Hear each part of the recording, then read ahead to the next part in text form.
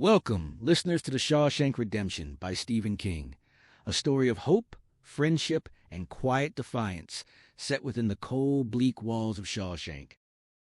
This is a third-person retelling of Rita Hayworth and The Shawshank Redemption by Stephen King, a story born not from haunted hotels or killer clowns, but from a simple, haunting question: what keeps a man human when the world has buried him alive?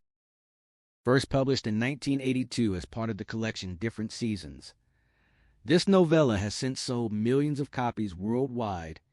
Its author, Stephen King, the undisputed master of horror known for Carrie, The Shining, and It, proved here that his greatest power wasn't fear, but hope. The story became an Oscar-nominated film in 1994. And at the end, I'll share behind-the-scenes facts, trivia from the prison set, and discoveries most viewers miss. By the time you finish listening, you may ask yourself, how would I survive? Just know, the visuals you'll see are created with today's technology. They may not match every scene exactly, but they will help you feel the weight of these stone walls. The story begins.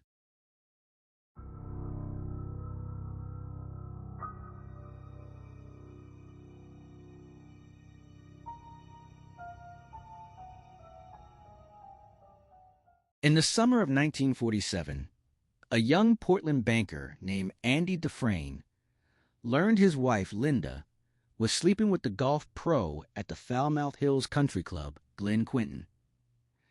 The discovery ignited a bitter argument on the afternoon of September 10th. She admitted she was glad the secret was out and announced she planned to file for a Reno divorce. He refused, swearing he'd see her in hell first. That night, she went to Quinton's bungalow. The next morning, the cleaning woman found both of them dead in bed, each shot 4 times. The prosecution built a devastating case. A pawn shop clerk testified Andy had bought a 6-shot .38 police special 2 days before the murders. A bartender from the club's bar placed Andy there around 7 o'clock on the 10th. He recalled Andy downing 3 straight whiskeys in 20 minutes, then saying he was heading to Quinton's house, and the bartender could read the rest in the papers. A convenience store clerk placed Andy at a shop near Quinton's around 8:45, buying cigarettes, 3/4 of beer, and some dish towels. The medical examiner fixed the time of death between 11 p.m. and 2 a.m. A detective testified that, in a turnout less than 70 yards from the bungalow, investigators found 2 empty quart beer bottles with Andy's fingerprints, 12 cool cigarette ends, his brand, and a plaster cast of tire tracks matching his Plymouth. Inside, 4 dish towels lay on the sofa, dotted with bullet holes and powder burns, suggesting the killer had wrapped them around the muzzle to muffle the shots. Andy took the stand in his own defense, calm and composed. He admitted he'd begun hearing rumors in late July, and by late August he'd grown distressed enough to investigate. On an evening when his wife was supposedly shopping in Portland after her lesson, he followed her and Quinton to the rented house, parking in the turnout until Quinton drove her back to the club about 3 hours later. Under cross-examination, the prosecutor pressed him. Did he follow his wife in his brand-new Plymouth? Andy coolly admitted he'd swapped cars with a friend for the evening. That careful planning did him no favors with the jury. He was convicted of all 3 deaths: Linda, Quinton, and by extension the neighbor woman and her infant, who had been in the car when Andy's earlier separate crime killed his wife. Maine had no death penalty, but the district attorney ensured he was tried for all 3 and given 3 consecutive life sentences, effectively sealing any chance of parole for decades. The judge called the act a hideous, heinous crime. Andy arrived at Shawshank in 1948 at 30 years old. A short, neat man with sandy hair, small, clever hands, and gold-rimmed spectacles, his nails always trimmed and clean. He looked like he should be wearing a tie. On the outside, he'd been a vice president in a large Portland bank's trust department. Impressive for a man his age, especially in conservative New England. He was in for murdering his wife and her lover. The narrator had come to Shawshank at 20, a poor kid from the wrong side of town who knocked up a pretty, sulky, headstrong girl from a fine Carbine Street house. Her father agreed to the marriage only if the narrator took a job at the family optical company and worked his way up, which really meant keeping him under their thumb like an untrained pet. Enough hate piled up over time. He took out a large insurance policy on his wife, who was 3 years older, and tampered with the brakes of the Chevrolet Coupe her father had given them. It worked exactly as planned, except he hadn't planned on her stopping to pick up a neighbor woman and her infant son. The brakes let go at the town common. Witnesses said the car was doing 50 or better when it hit the Civil War statue and burst into flames. He hadn't planned on getting caught either, but caught he was. For nearly 40 years at Shawshank, the narrator has been the one who can get things. Contraband or legal but hard to come by. Not just for money, since money means little to a lifer, but for reputation. He refuses only guns and heavy drugs. He won't help anyone kill themselves or others. He has enough killing on his mind to last a lifetime. In 1949, Andy Dufresne came to him and asked if he could smuggle Rita Hayworth into the prison. The narrator said it would be no problem at all. And it wasn't. After swapping back to his own car, Andy went home. Linda was already in bed reading. He asked how her Portland trip had been. She said it was fun, but she hadn't found anything worth buying. In that moment, he told the court in that same calm, remote voice he knew for certain. His lawyer asked about his state of mind in the 17 days leading up to the murders. Andy, coldly composed, said he'd been in great distress. He considered suicide and had gone so far as to purchase a gun in Lewiston on September 8th. Then his lawyer invited him to describe the night of the murders. The impression he made was the worst possible. The narrator, who would know Andy for nearly 30 years, always maintained Andy was the most self-possessed man he'd ever met. He doled out only part of what was right with him, bottling up the rest. If he ever suffered a dark night of the soul, no one saw it. On the stand, if he had cried or hesitated or yelled at the ambitious DA, he likely wouldn't have gotten life. Even if he had, parole would have come by 1954. But Andy told his story like a recording machine. Take it or leave it, the jury left it. He admitted he'd been drunk that night, more or less continuously drunk since August 24th, and that he didn't handle liquor well. The jury couldn't reconcile that with the neatly dressed, self-possessed young man before them, but the narrator believed it, having watched Andy over years. In all the time the narrator knew him, Andy took only 4 drinks a year. 2 around his birthday, 2 around Christmas and New Year's. He'd buy a bottle of Jack Daniels, have 1 drink on the morning of September 20th, another that night, then hand the rest back to be shared around. The Christmas bottle got 1 drink on the holiday, another on New Year's Eve, then the same treatment, 4 drinks a year. The behavior of a man bitten hard by the bottle. On the night of the 10th, Andy told the jury he'd been so drunk he could only remember isolated snatches. He'd fortified himself with a double helping of Dutch courage before confronting Linda. After she left to meet Quentin, he decided to go over there. On the way, he swung into the country club for a couple of quick ones. He couldn't recall telling the bartender to read about it in the papers. He remembered buying beer at the Handy Pick, but not the dish towels. He asked aloud why he would want dish towels. Much later, in the exercise yard, Andy speculated to the narrator about that clerk's memory. He suggested that investigators might have pressured the man, memory being a subjective thing. If enough people want you to remember something, that's a powerful persuader. But there's an even stronger force, the limelight. Reporters, photos, the star turning court. Andy didn't think the clerk deliberately lied or would fail a lie detector test. But memory remained goddamn subjective. Andy added that even his own lawyer never bought the dish towel story. He'd been pig drunk, too drunk to think about muffling gunshots. If he'd done it, he would have just let them rip. He parked in the turnout, drank beer, smoked, watched the downstairs lights in Quentin's place go out, Then a single light upstairs go on, and 15 minutes later that one go out. He could guess the rest. His lawyer thundered if he then went up and killed them. No, Andy said. By midnight he was sobering up, feeling the first signs of a hangover. He decided to go home, sleep it off, and think like an adult the next day. Driving home, he began to think the wisest course was to simply let her go to Reno and get the divorce. The DA popped up. He accused Andy of divorcing her in the quickest way possible, a .38 wrapped in dish towels. Andy denied it calmly. The DA pressed, did he shoot her lover? No. Then Quentin first? No. Neither. He drank beer, smoked cigarettes, then drove home and went to bed. The DA pointed out Andy had claimed to feel suicidal between August 24th and September 10th. Suicidal enough to buy a revolver. Then he suggested Andy didn't strike him as the suicidal type. Andy replied coolly that the DA didn't strike him as terribly sensitive, and he doubted he'd bring such a problem to him. A tense titter went through the courtroom, but it won Andy no points.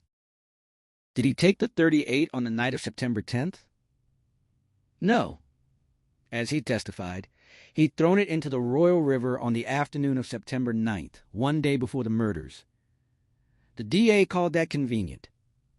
Andy said it was neither convenient nor inconvenient, only the truth. The DA brought up Lieutenant Mincher's testimony. A 3-day drag of the river near Pond Road Bridge had found no gun. Again, convenient.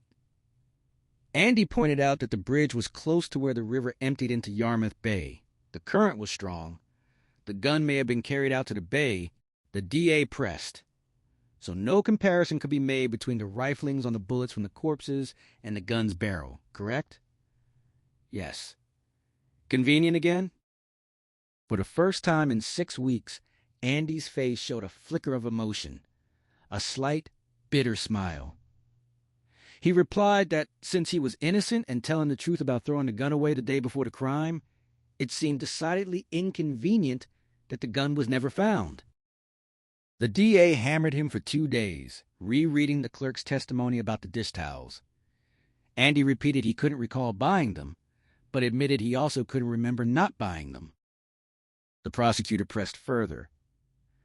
Was it true that Andy and Linda had taken out a joint insurance policy in early 1947? Yes. If acquitted, wouldn't Andy stand to gain $50,000? True. And wasn't it true that he'd gone to Quentin's house with murder in his heart? No. Then what did he think had happened? There'd been no signs of robbery? Andy said quietly he had no way of knowing. The case went to the jury on a snowy Wednesday at 1 p.m. They returned at 3:30. The bailiff said they'd held off only to enjoy a nice chicken dinner at the county's expense. They found him guilty. If Maine had the death penalty, he would have hanged before the spring crocuses appeared. The DA had asked what he thought happened, and Andy had sidestepped. But late one evening in 1955, after 7 years of progressing from nodding acquaintances to fairly close friends, the narrator got it out of him. Andy laughed without humor. He thought there was a lot of bad luck floating around that night. More than could ever gather again in so short a time. A stranger passing through. Maybe someone with a flat tire after Andy went home. Maybe a burglar. Maybe a psychopath. They killed them, that's all. And Andy was there. Condemned to spend the rest of his life in Shawshank. Parole hearings began 5 years later. He was turned down like clockwork in spite of being a model prisoner. 7 men sat on the board, each with an ass as hard as mineral spring water. You couldn't buy them, sweet-talk them, or cry for them. Money didn't talk, and nobody walked. There were other reasons in Andy's case as well, but those belong further along. A trustee named Kendricks, who owed the narrator heavy money in the 50s, paid most of his interest in information. Kendricks had access to records the narrator would never see running a stamper in the plate shop. He told the narrator the parole board vote went 7-0 against Andy through 1957, 6-1 in 58, 7-0 again in 59, and 5-2 in 60. 16 years later, in 1975, Andy was still in cell 14 of cell block 557 years old. They'd probably have gotten big-hearted and let him out around 1983. They give you life, and that's what they take, all of it that counts. The narrator remembered the first time Andy got in touch with him for something. Not Rita Hayworth yet, that came later. In the summer of 1948, Andy came around for something else. Most deals happen in the exercise yard, a perfect square 90 yards on a side. The north side held the outer wall with guard towers at both ends. The main gate was there. Truck loading bays lined the south side. The east side was a thick stone wall with tiny slit windows. Cell block 5 on the other side. The west side held administration and the infirmary. On a Sunday, the yard might hold 80 to 120 cons, playing ball, shooting craps, jawing, making deals. It was on a Sunday that Andy first approached. The narrator had just finished talking to Elmore Armitage about a radio when Andy walked up. The narrator knew who he was, a reputation for being a snob and a cold fish. People said he was already marked for trouble, especially by Boggs Diamond, a bad man to have on your case. Andy had no cellmate, exactly as he wanted, though people said he thought his shit smelled sweeter than ordinary. But the narrator didn't have to listen to rumors when he could judge a man for himself. Andy offered his hand. He wasn't a man to waste time being social. He understood the narrator was a man who knew how to get things. The narrator agreed he could locate certain items from time to time. Andy asked how. The narrator said things sometimes just seemed to come into his hand. He couldn't explain it unless it was because he was Irish. Andy smiled a little.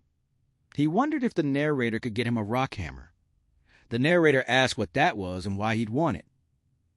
Andy looked surprised and asked if the narrator made motivations a part of his business. The narrator explained, a toothbrush was non-lethal, no questions asked. He had strong feelings about lethal objects. Yes, he did. An old baseball flew toward them. Andy turned, cat quick, and picked it out of the air with a move Frank Malzone would have been proud of, flicking it back with an easy-looking wrist that put mustard on the throw.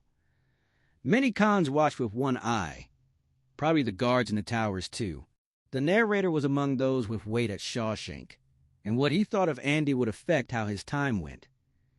Andy likely knew it, but he wasn't kowtowing, and the narrator respected him for that. Andy explained. A rock hammer looked like a miniature pickaxe, about a foot long, with a small, sharp pick on one end and a flat, blunt hammerhead on the other. He wanted it because he liked rocks. He told the narrator to squat down. They hunkered on their haunches like Indians. Andy took a handful of yard dirt and sifted it through his neat hands, leaving small pebbles, one or two sparkly, the rest dull. One dull piece was quartz, only dull until rubbed clean. Then it had a nice, milky glow. Andy cleaned it and tossed it over. The narrator caught it and named it. Quartz, yes. Andy pointed out mica, shale, silted granite, graded limestone from when the prison was cut out of the hillside. He dusted his hands. He was a rock hound, had been in his old life. He'd like to be one again, on a limited scale. The narrator asked if he meant Sunday expeditions in the exercise yard. Silly idea, yet that little piece of quartz gave his heart a funny tweak. Just an association with the outside world. Quartz was something you picked out of a small, quick-running stream. Andy said better to have Sunday expeditions here than none at all. The narrator noted you could plant that rock hammer in someone's skull. Andy said quietly, he had no enemies here. The narrator smiled and told him to wait a while. Andy said if there was trouble, he could handle it without a rock hammer. The narrator asked if he wanted to escape, go under the wall. Andy laughed politely. 3 weeks later, when the narrator saw the rock hammer, he understood why. The narrator warned that if anyone saw him with it, they'd take it away, just like a spoon. What was he going to do, sit down in the yard and start banging away? Andy believed he could do a lot better than that. The narrator nodded. That part wasn't his business. A man engages his services to get something. Whether he can keep it after is his own affair. The narrator asked the price.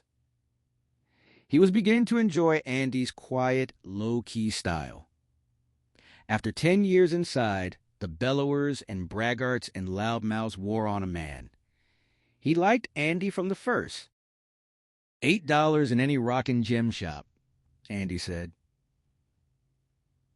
But he understood a cost-plus basis.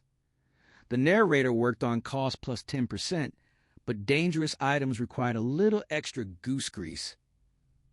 Call it $10. Andy agreed. The narrator asked if he had $10. Andy did. Much later, the narrator learned Andy had brought in over $500 hidden inside his body. The checks were thorough, but a determined man could get a fairly large item far enough up to stay out of sight, unless the guard felt like pulling on a rubber glove. The narrator laid out the rules. If Andy got caught, he'd say he found it. Solitary for 3 or 4 weeks, loss of the item, a black mark. But if he gave up the narrator's name, they'd never do business again, not even for shoelaces. And the narrator would send some fellows around to lump him up. He didn't like violence, but he couldn't allow it to get around that he couldn't handle himself. Andy understood and told him not to worry. The narrator never worried. In a place like this, there was no percentage in it. 3 days later, in the exercise yard during the laundry's morning break, Andy pressed a picture of Alexander Hamilton into the narrator's hand as neatly as a magician's card trick. He adapted fast. The narrator got him the rock hammer. It was exactly as described. No tool for escape. It would have taken a man 600 years to tunnel under the wall with that thing, but the narrator still felt misgivings. Plant that pickaxe end in a man's head, and he'd never listen to the radio again. Andy had already begun having trouble with the sisters. The narrator hoped that wasn't what the rock hammer was for.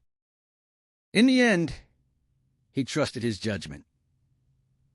Early the next morning, 20 minutes before the wake-up horn, he slipped a rock hammer and a pack of Camels to Ernie, the old trustee who swept Cell Block 5's corridors until his release in 1956.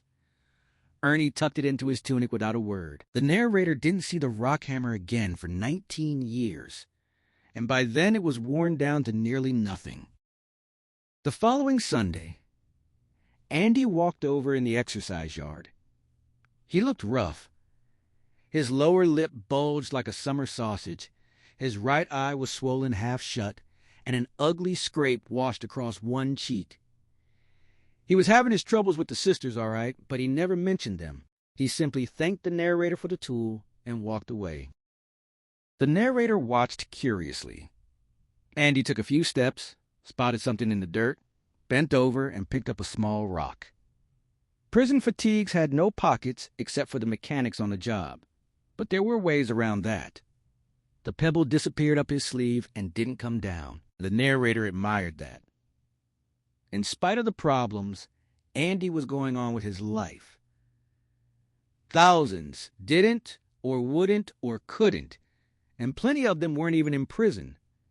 And despite his battered face, Andy's hands were still neat and clean, the nails well kept. Over the next 6 months, the narrator didn't see much of him. Andy spent a lot of that time in solitary. A few words about the sisters. In Shawshank, they were always called that. Their prey was the young, the weak, the inexperienced, or the weak-looking. Their hunting grounds, showers, the cramped space behind the industrial washers in the laundry, sometimes the infirmary, occasionally the projection booth. Most of what they took by force they could have had for free from those who'd been turned. But for the sisters, the joy was in the taking by force.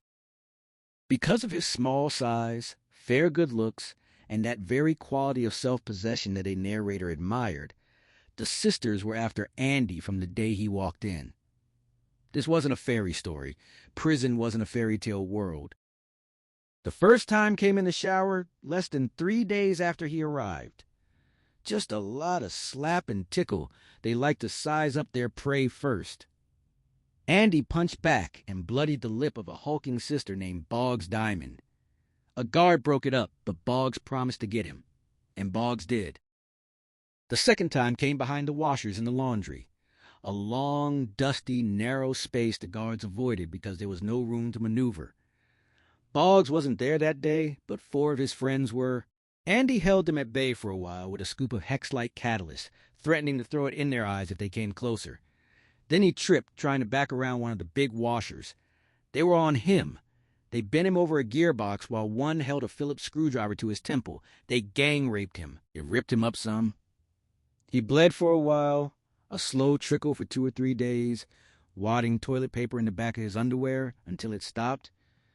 No physical harm done unless they'd done something even more unnatural. But rape was rape. Eventually, you had to look at your face in the mirror again and decide what to make of yourself. Andy went through it alone, the way he went through everything in those days. He must have concluded what others had before him. Only 2 ways to deal with the sisters: fight and get taken, or just get taken. He decided to fight. A week or so after the laundry incident, Boggs and 2 buddies came after him. Andy slugged it out. He broke the nose of a heavy-gutted farmer named Rooster McBride, who was in for beating his stepdaughter to death. They took him, all 3. When it was done, Rooster and the other man forced Andy to his knees. Boggs Diamond stepped in front of him, carrying a pearl-handled razor with diamond pearl engraved on both sides of the grip. He opened it and said he was going to open his fly. Andy was going to swallow what Boggs gave him, and then he was going to swallow Rooster's, because Andy had broken Rooster's nose, and Rooster ought to have something to pay for it. Andy said that anything of Boggs's that he stuck in Andy's mouth, he'd lose it. Boggs looked at him like he was crazy. He spoke slowly, like Andy was a stupid kid. He said Andy must not have understood. If Andy did anything like that, Boggs would put all 8 inches of steel into his ear. Get it? Andy had understood just fine. He didn't think Boggs understood him. He was going to bite whatever they stuck in his mouth. They could put the razor into his brain, but they should know that sudden, serious brain injury caused the victim to simultaneously urinate, defecate, and bite down. According to old Ernie, Andy looked up at Boggs with that little smile, as if the 3 of them had been discussing stocks and bonds instead of what they'd just done to him, as if he were wearing one of his 3-piece banker's suits instead of kneeling on a dirty broom closet floor with his pants around his ankles and blood trickling down his thighs. He added that the bite reflex was sometimes so strong that a victim's jaws had to be pried open with a crowbar or a jackhandle. Boggs didn't put anything in Andy's mouth that night, and neither did Rooster. As far as the narrator knew, no one ever did. What they did instead was beat Andy within an inch of his life. All 4 ended up in solitary, Andy and Rooster via the infirmary. The narrator didn't know how many times that crew had at him.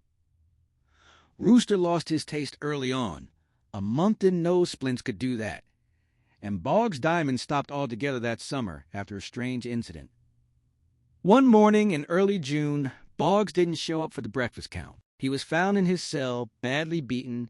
He never said who did it or how they got to him. But the narrator, being in his business, knew a screw could be bribed to do almost anything except get a gun for an inmate. Salaries were low then. And in 1948, there was no electronic locking system, no closed-circuit TV. A guard could have been bribed easily to let someone, maybe 2 or 3 someones, into the block and even into Boggs' cell. A job like that would have cost real money by prison standards, where $1 looked like 20 did outside. The narrator guessed it cost someone $15 for the turnkey and 2 or 3 apiece for the lump-up guys. The narrator wasn't saying it was Andy Dufresne, but Andy had brought in $500, and he was a banker, a man who understood how money could become power. And after that beating, 3 broken ribs, a hemorrhaged eye, a sprained back, a dislocated hip, Boggs Diamond left Andy alone. In fact, after that, Boggs left everyone alone, turning into all bluster and no bite. A weak sister. That was the end of Boggs Diamond, a man who might eventually have killed Andy if Andy hadn't taken steps to prevent it. But it wasn't the end of Andy's trouble with the sisters.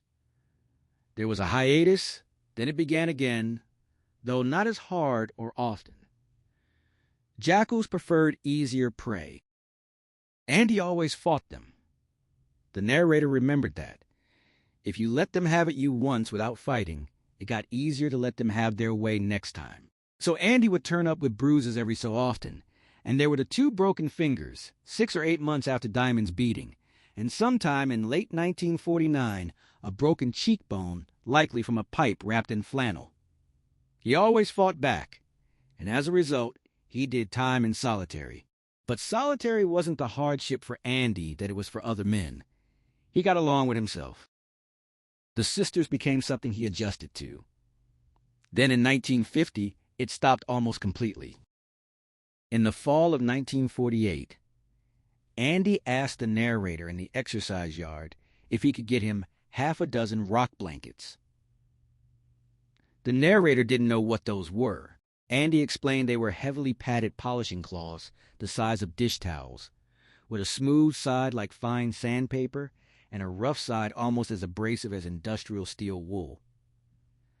The narrator figured they could do business. He got them from the same rock and gem shop, charged his usual 10%, and saw nothing lethal or even dangerous in a dozen 7-by-7-inch squares of padded cloth. About 5 months later, during a movie show in the auditorium, the film was The Lost Weekend, a moral tale about the dangers of drinking, Andy maneuvered next to the narrator and asked if he could get him, Rita Hayworth. The narrator was tickled. Andy was usually cool and collected, but that night he was jumpy, almost embarrassed, overcharged, a man on the verge of blowing his radiator. The narrator said he could get her. No sweat. Rita came in 2 sizes, the little one for $1, the big one, 4 feet high for $2.50. Andy wanted the big one, not looking at the narrator, blushing like a kid trying to get into a coot show with his big brother's draft card. He asked if the narrator could do it. The narrator told him to take it easy. Of course he could. Andy asked how soon. A week, maybe less. Andy sounded disappointed, as if hoping the narrator had one stuffed down his pants right then. The narrator quoted the wholesale price. He could afford to give it at cost, since Andy had been a good customer. A few days later, a laundry driver brought in over 60 posters, most of them Rita Hayworth. The image: Rita in a bathing suit, one hand behind her head, eyes half closed, full, sulky red lips parted. The prison administration knew about the black market. They lived with it because a prison was a pressure cooker that needed vents. For something like posters, they winked. Ernie took the poster up to Andy's cell and brought back a note with one word: "Thanks." Later, filing out for morning chow, the narrator glanced into Andy's cell and saw Rita over his bunk in all her swimsuited glory. But in the bright morning sunlight, dark slashes fell across her face, the shadow of the bars on his single-slit window. Now the narrator came to what happened in mid-May of 1950 that finally ended Andy's 3-year series of skirmishes with the sisters. This incident also got him out of the laundry and into the library, where he filled out his work time until he left. Much of what the narrator had told was hearsay, but this time he was there. He saw it happen. He swore on his mother's name it was all true. He didn't lie. By then, Andy and the narrator were on fair speaking terms. 5 weeks after Andy hung Rita up, the narrator had forgotten all about it. Ernie passed a small white box through the bars of the narrator's cell. From Dufresne. Inside was white cotton, and beneath that, 2 pieces of quartz, carefully polished, chipped into driftwood shapes, with little flecks of iron pyrites like gold. They were close to being a match set, heavy enough that they could have served as cufflinks. Hours and hours of work after lights out, chipping, shaping, endless polishing with those rock blankets. Looking at them, the narrator felt the warmth anyone feels looking at something pretty, something worked and made, and awe for the man's brute persistence. But the narrator never knew just how persistent Andy Dufresne could be until much later. In May 1950, the Powers decided the roof of the license plate factory needed resurfacing with roofing tar before it got too hot. They asked for volunteers. More than 70 men spoke up. Outside work in May was prime. 9 or 10 names were drawn from a hat. 2 of them happened to be Andy's and the narrator's. For the next week, they'd be marched to the yard after breakfast with 2 guards up front and 2 behind, plus all the tower guards keeping a weather eye through field glasses. Each morning, 4 of them carried a big extension ladder to the low, flat roof, then bucket brigaded hot tar up. Spill that stuff on you and you jitterbug all the way to the infirmary. 6 seniority picked guards watched over them, sitting with their backs against a low parapet, barely keeping half an eye on the detail. The south wall sentry post was so close that the tower guards could have spit their chews down on them. One funny move and 45 caliber machine gun bullets would cut a man in 2 and 4 seconds. One of the guards was Byron Hadley, who'd been at Shawshank longer than the narrator.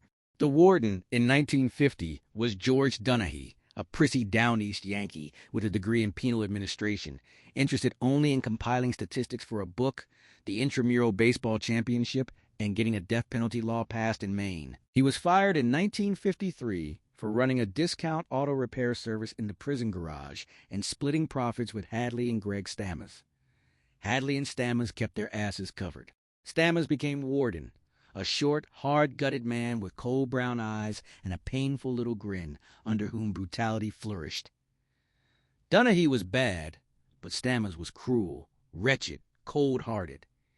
He and Hadley were good friends. Dunahee had been a posturing figurehead. Stammes and Hadley actually ran the place. Hadley was tall and shambling with thinning red hair that sunburned easily. He talked loud, and if you didn't move fast enough, he'd clout you with his stick. That day, the 3rd on the roof, he was griping about some amazingly good news. That was his style. A thankless man convinced the whole world was against him. For Hadley, the glass was always half empty. He and another guard, Mert Entwistle, were talking loud enough for all to hear. Hadley's older brother had gone to Texas 14 years ago, and the family assumed he was dead. Then, a week and a half ago, a lawyer called from Austin. The brother had died 4 months ago. A rich man from oil and oil leases, close to $1 million. Hadley wasn't a millionaire, but the brother left a bequest of $35,000 to each surviving family member in Maine who could be found. Hadley spent the morning bitching about the government's bite out of his windfall. They'd leave him about enough to buy a new car, he complained. Then you had to pay taxes and repairs, kids pestering to drive it, and then the audit. Uncle Sam always took more. He lapsed into morose silence, brooding over his terrible luck at inheriting $35,000. Andy had been spreading tar with a paddle brush less than 15 feet away. He tossed the brush into his pail and walked over to where Mert and Hadley sat. Everyone tightened up. Another guard, Tim Youngblood, dropped his hand to his holster. The sentry tower guards turned. For a moment, the narrator thought Andy was about to get shot or clubbed. Very softly, Andy asked Hadley if he trusted his wife. Hadley stared, face reddening. In 3 seconds, he'd pull his billy and hit Andy in the solar plexus. Hard enough to kill, but if it didn't kill, it would paralyze him long enough to forget whatever he had planned. Hadley gave him one chance to pick up that paddle brush before he went off the roof on his head. Andy just looked at him, calm and still, eyes like ice. The narrator wanted to give him the crash course. Never let on you hear guards talking. Never horn in unless asked. In prison, every con was a nigger. When you were in stir, you belonged to the state. Forget it. Woe is you. The narrator knew men who'd lost eyes, toes, fingers. One man lost the tip of his penis and counted himself lucky. He wanted to tell Andy it was already too late, that someone would be waiting in the showers that night. But the narrator kept tarring as if nothing was happening. Everyone looked after his own ass first. Andy said maybe he put it wrong. Whether Hadley trusted his wife or not was immaterial. The problem was whether he believed she would ever go behind his back, try to hamstring him. Hadley got up. Mert got up. Youngblood drew his gun. They were going to throw him over the side. A terrible accident, slipping on the ladder. They grabbed Andy, Mert on the right arm, Hadley on the left. Andy didn't resist. His eyes never left Hadley's face. He said if Hadley had his thumb on his wife, there was no reason he shouldn't have every cent of that money. Final score. Byron Hadley, 35,000, Uncle Sam 0. Mert started dragging him toward the edge. Hadley paused, then told Mert to hold on. He asked what Andy meant. Andy said if Hadley had his thumb on his wife, he could give it to her. Hadley warned him to start making sense or he was going over. Andy explained that the IRS allowed a one-time-only gift to a spouse, good up to $60,000. Hadley looked poleaxed. Tax-free? Tax-free, Andy said. The IRS couldn't touch cent one. Hadley demanded to know how Andy would know such a thing. Tim Youngblood piped up that Andy used to be a banker, but Hadley told him to shut his head. Some guards called Youngblood Trout because of his thick lips and buggy eyes. Hadley kept staring at Andy, calling him the smart banker who shot his wife. He asked why he should believe a man like that, so he could wind up breaking rocks alongside him. Andy said quietly that if Hadley went to jail for tax evasion, it would be a federal penitentiary, not Shawshank. But he wouldn't. The tax-free gift to a spouse was a perfectly legal loophole. Andy had done hundreds of them. It was meant for people with small businesses to pass on, or for one-time windfalls like Hadley's. Hadley said he thought Andy was lying, but his face showed he didn't. An emotion dawned on that long, ugly, sunburned countenance, grotesque, almost obscene on Byron Hadley. It was hope. Andy told him there was no reason to take his word. He could engage a lawyer. Hadley cursed lawyers as ambulance-chasing, highway-robbing cocksuckers. Andy shrugged and said he could go to the IRS and get the same answer for free. Actually, he didn't need Andy at all. He would have investigated for himself. Hadley agreed he didn't need any smart, wife-killing banker to show him where the bear shit in the buckwheat. Andy added that setting up the gift would require a tax lawyer or banker and would cost something. Or, if Hadley was interested, Andy would set it up for him nearly free of charge.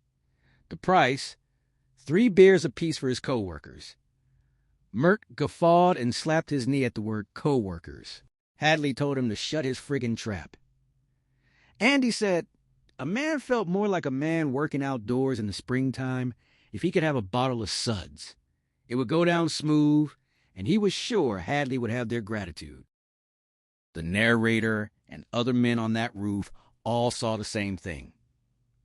Suddenly, Andy had the upper hand. Hadley still had the gun and the billy. Stam was behind him, the whole prison administration and state power behind that. But in that golden sunshine, it didn't matter. The narrator's heart leaped as it hadn't since he stepped through the gate in 1938. Andy looked at Hadley with those cold, clear, calm eyes.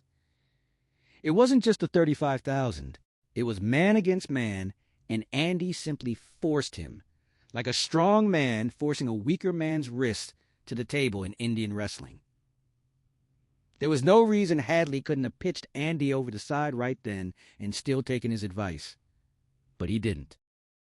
Hadley said he could get them all a couple of beers if he wanted to. A beer did taste good while working. He managed to sound magnanimous. Andy gave him one piece of advice the IRS wouldn't bother with. Make the gift to his wife if he was sore. If he thought there was a chance she might double-cross him, they could work out something else. Hadley barked, that if she ate her way through a boxcar of XIII, she wouldn't dare fart unless he gave the nod. The Screws dutifully laughed. Andy never cracked a smile. He said he'd write down the forms Hadley needed, available at the post office, and fill them out for signature. Hadley's chest swelled. He glared around and hollered at the rest to move their asses. Then he pulled Andy aside, warning that if Andy was jewing him somehow, he'd find himself chasing his own head around Shower C before the week was out. Andy understood. On the second to last day of the job, that convict crew sat in a row at 10 o'clock on a spring morning, drinking Black Label beer supplied by the hardest screw who ever walked a turn at Shawshank. The beer was piss-warm, but it was the best the narrator ever had in his life. They sat and felt the sun on their shoulders, and even Hadley's half-amused, half-contemptuous expression, as if watching apes drink, couldn't spoil it. For 20 minutes, they felt like free men, drinking beer and tarring a roof that could have been their own. Only Andy didn't drink. He sat hunkered in the shade, hands dangling between his knees, watching and smiling a little. Many men remembered him that way. Amazing how many claimed to have been on that work crew. By 1955, maybe 200, if you believe what you heard. So if asked whether the narrator was telling about a man or a legend that grew up around him like a pearl around grit, the answer lay somewhere in between. All he knew for sure, Andy Dufresne wasn't much like anyone else he ever met inside. He brought in $500 jammed up his back porch, but somehow he brought in something else, a sense of his own worth, a feeling he would win in the end, or maybe just a sense of freedom even inside those gray walls. An inner light. The narrator only knew him to lose that light once. By World Series time of 1950, the year the Philadelphia Whiz Kids dropped 4 straight, Andy had no more trouble from the sisters.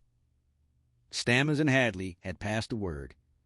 If Andy showed so much as a single drop of blood in his underpants, every sister in Shawshank would go to bed with a headache. They didn't fight it. After that day on the roof, Andy went his way and the sisters went theirs. He was working in the library then, under an old con named Brooks Hatlin. Brooksy had gotten the job in the late 20s because he had a college degree in animal husbandry, but at Shawshank, beggars couldn't be choosers. In 1952, Brooksy, who had killed his wife and daughter after a poker losing streak back when Coolidge was president, was paroled. The state let him go long after any chance of becoming a useful part of society was gone. He was 68 and arthritic when he tottered out the main gate in his Polish suit and French shoes, crying. Shawshank was his world. What lay beyond was as terrible to him as the western seas to superstitious 15th century sailors. He died in a home for indigent old folks in 1953, lasting about 6 months longer than the narrator expected. Andy succeeded to Brooksy's job and was librarian for 23 years. He used the same force of will he'd shown on Hadley to get what he wanted, gradually turning one small turpentine-smelling room lined with Reader's Digest condensed books and National Geographics into the best prison library in New England. He put up a suggestion box, weeded out the joke requests, and got hold of what prisoners seriously wanted. He wrote to major book clubs and got the Literary Guild and the Book of the Month Club to send major selections at a special cheap rate. He found a hunger for hobby books, soap carving, woodworking, sleight of hand, card solitaire, and got everything he could. Plus Erie Stanley Gardner and Louis L'Amour. Cons never got enough of courtrooms or the open range. He also kept a box of spicy paperbacks under the checkout desk, loaning them out carefully. In 1954, he began writing to the state senate in Augusta. Stammers was warden by then, and liked to pretend Andy was some sort of mascot, always in the library shooting the bull, sometimes throwing a paternal arm around Andy's shoulders. He didn't fool anybody. Stammers told Andy he might have been a banker on the outside, but that part of his life was receding. He needed to get a hold on prison facts. As far as those jumped-up Republican Rotarians in Augusta were concerned, there were only 3 viable expenditures of taxpayers' money in prisons: more walls, more bars, more guards. The folks in Shawshank were the scum of the earth, there to do hard time. If there were a few weevils in the bread, wasn't that just too fucking bad? The man wore his usual tight, composed smile as he posed a hypothetical, a single drop of water falling on a concrete block once a year for 1,000,000 years. What would happen to the block? The guard laughed, clapping him on the back with an affectionate dismissal. No one had 1,000,000 years, but if anyone did, that steady grin would still be there. The guard offered to mail letters if postage was covered. So he paid. And years later, though those two guards were gone, he had the last laugh. His requests for library funds were rejected routinely until 1960, when a $200 check arrived, likely a bribe from the Senate hoping to silence him. A vain hope. With one foot in the door, he doubled his efforts. 2 letters a week instead of 1. In 1962, $400 came. For the rest of the decade, $700 arrived yearly like clockwork. By 1971, an even 1,000, modest by small-town library standards, but $1,000 bought plenty of used paperbacks. By the time he left, the library had expanded from a paint locker into 3 rooms, stocked with nearly anything a prisoner could want. If something wasn't there, he could probably get it. Now, was all this because he once explained tax shelters to a guard? Yes and no. Word spread that Shawshank housed its own financial wizard. In the spring and summer of 1950, he set up trust funds for guards wanting college savings for their kids. He advised a few others on small stock investments. One did so well he took early retirement 2 years later. Then he advised the warden himself on setting up a tax shelter. Just before that warden was forced out, probably dreaming of book millions. By April 1951, he was doing tax returns for half the corrections officers. By 1952, almost all of them. Payment came in the prison's most valuable currency, simple goodwill. Later, under a new warden, he became even more essential, though certain specifics could only be guessed at. Prisoners receiving special considerations, radios, extra visitation, had outside angels paying for those privileges. A man suddenly excused from Saturday work meant an angel had paid off a middle-level guard who greased the ladder up and down.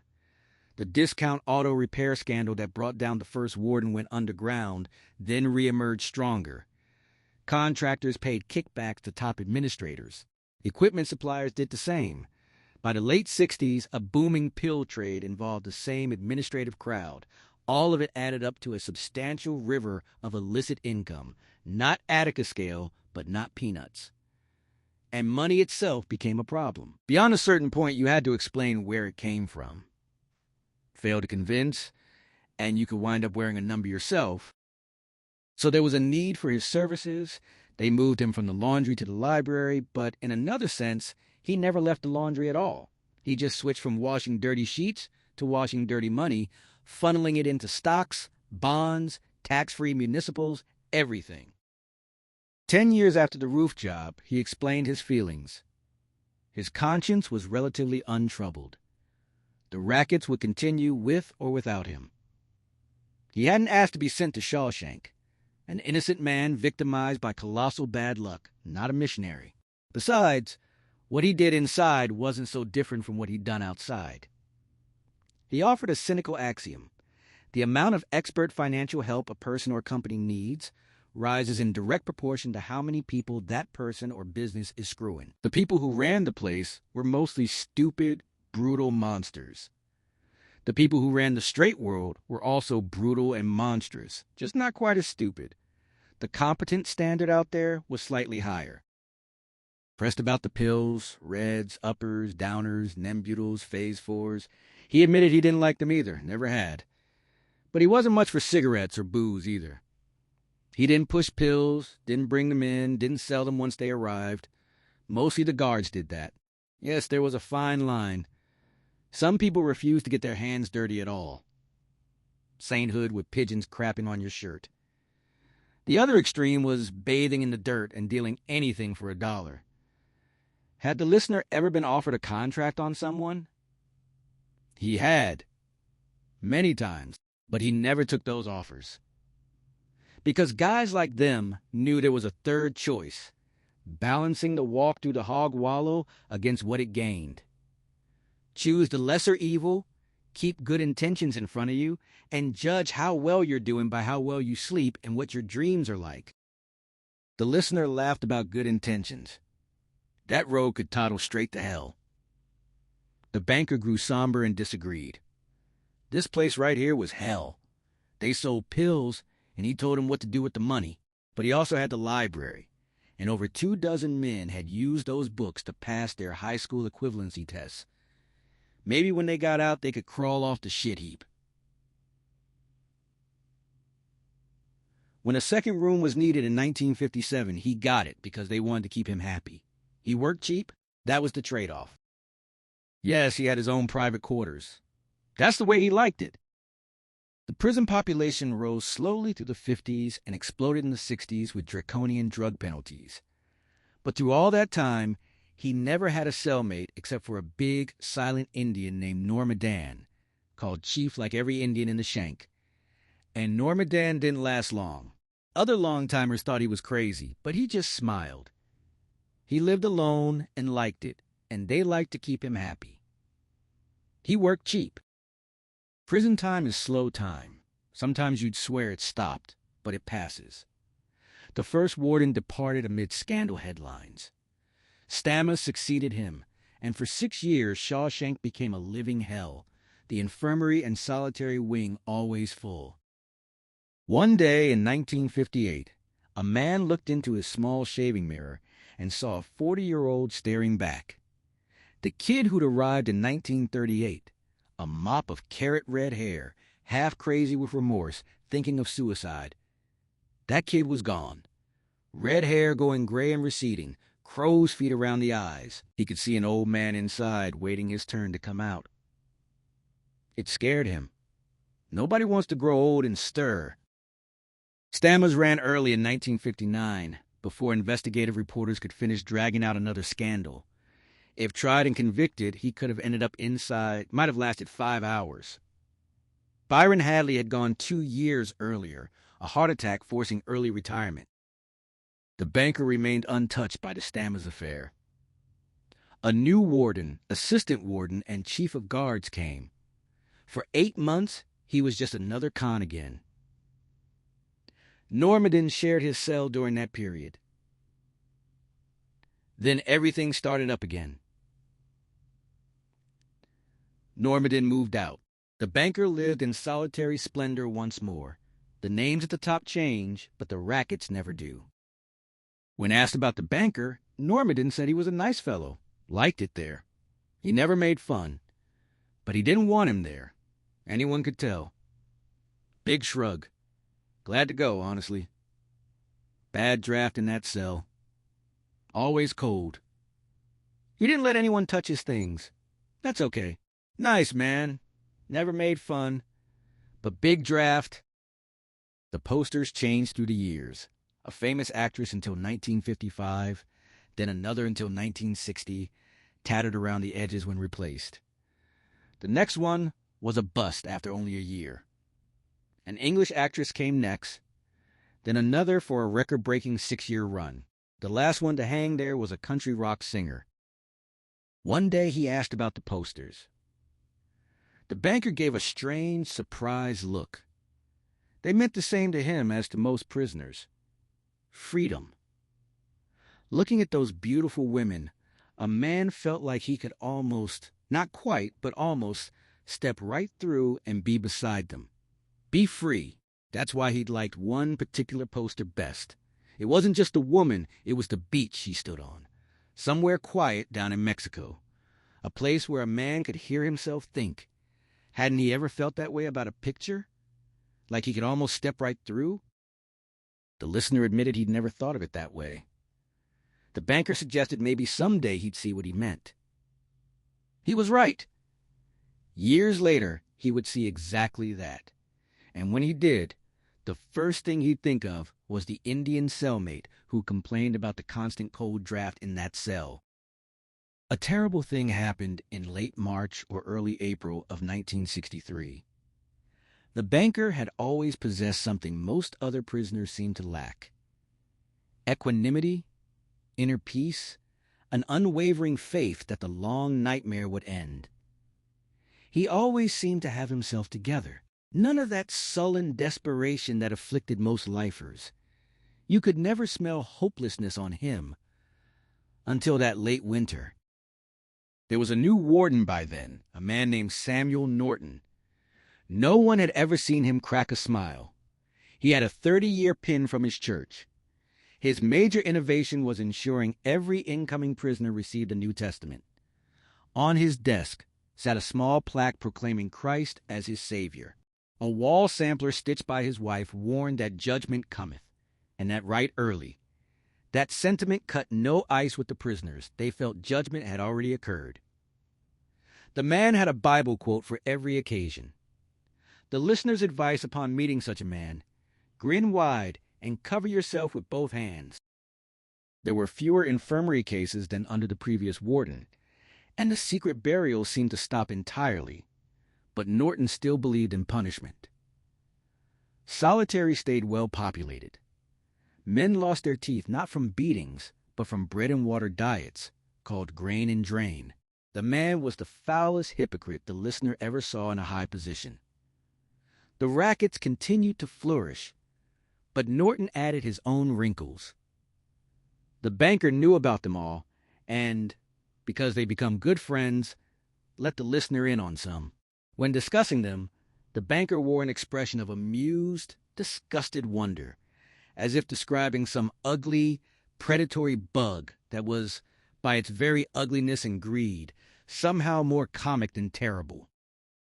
Norton instituted the Inside Out program that made the news. In the press, it sounded like a real advance in corrections. Prisoners cutting pulpwood, repairing bridges, constructing potato cellars. Norton was invited to explain it to civic clubs across New England, especially after his picture appeared in a national magazine. Prisoners called it road ganging, but none were ever invited to express that view. Norton was on every operation, from cutting pulp to digging storm drains to laying culverts, skimming off the top. Construction businesses were deathly afraid because prison labor is slave labor. So Norton, with his testaments and his church pin, was passed thick envelopes under the table throughout his tenure. When an envelope arrived, he would either overbid a project, not bid at all, or claim his workers were committed elsewhere. It remained a wonder the listener had that Norton was never found dead in a car trunk somewhere. Money rolled in. Norton seemed to subscribe to the old Puritan notion that the best way to figure out which folks God favored was by checking their bank accounts. The banker was his right hand, his silent partner. The library was the banker's hostage to fortune. Norton knew it and used it. Norton's favorite aphorism: one hand washes the other. So the banker gave good advice and made useful suggestions. He probably processed the money for the shouting hypocrite. The library would get new automotive manuals, fresh encyclopedias, test prep books, and more paperbacks. The listener became convinced that what happened next happened, because Norton didn't want to lose his good right hand. He'd go further. It happened because Norton was scared of what might happen, what the banker might say against him, if he ever got clear of Shawshank. The story came in chunks over 7 years, some from the banker, but not all. He never wanted to talk about that part of his life. The listener pieced it together from half a dozen sources. Prisoners are nothing but slaves, but they have that slave habit of looking dumb and keeping their ears open, and maybe this would explain why the man spent about 10 months in a bleak, depressed daze. Because he didn't know the truth until 1963, 15 years after arriving, until he met Tommy Williams. Until then, he didn't know how bad it could get. Tommy Williams joined Shawshank in November 1962. He thought of himself as a Massachusetts native. At 27, he'd done time all over New England, a professional thief. The listener's feeling: he should have picked another profession. He was married and his wife visited every week. She believed things might go better for Tommy and for their 3-year-old son and herself if he got his high school degree. She talked him into it, so Tommy started visiting the library regularly. For the banker, this was an old routine. He saw that Tommy got a series of equivalency tests. Tommy would brush up on subjects he'd passed, there weren't many, then take the tests. The banker also enrolled him in correspondence courses, covering subjects he'd failed or missed by dropping out. Tommy probably wasn't the best student the banker ever tutored. Whether he ever got his diploma formed no part of the story. The important thing was that he came to like the banker very much, as most people did after a while. On a couple of occasions, Tommy asked what a smart guy like him was doing in prison, the rough equivalent of asking what a nice girl was doing in a place like this. But the banker wasn't the type to tell him. He would only smile and change the subject. So Tommy asked someone else. When he finally got the story, he got the shock of his young life. The person he asked was his partner on the laundry steam ironer and folder, called the mangler because that's exactly what it would do if you weren't paying attention. The partner had been in for about 12 years on a murder charge.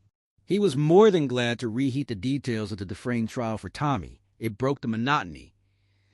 He was just getting to the part about the jury waiting until after lunch to bring in their guilty verdict when the trouble whistle blew and the machine stopped. They'd been feeding in freshly washed sheets, which were spat out, dry and neatly pressed at their end every 5 seconds. Their job, grab them, fold them, slap them into the cart. But Tommy was just standing there, staring, his mouth hanging open. He was standing in a drift of sheets that had come through clean and were now sopping up wet muck from the floor. And in a laundry wet wash, there was plenty of muck. The head guard that day came rushing over, bellowing and looking for trouble. Tommy took no notice.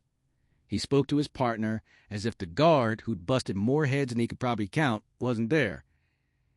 He asked what the golf pro's name was. The partner answered, confused and upset, saying something like Quentin. Glenn Quentin. At that moment, the guard roared at Tommy to get the sheets in cold water. Tommy said the name again. Oh, my God. And that was all he got to say.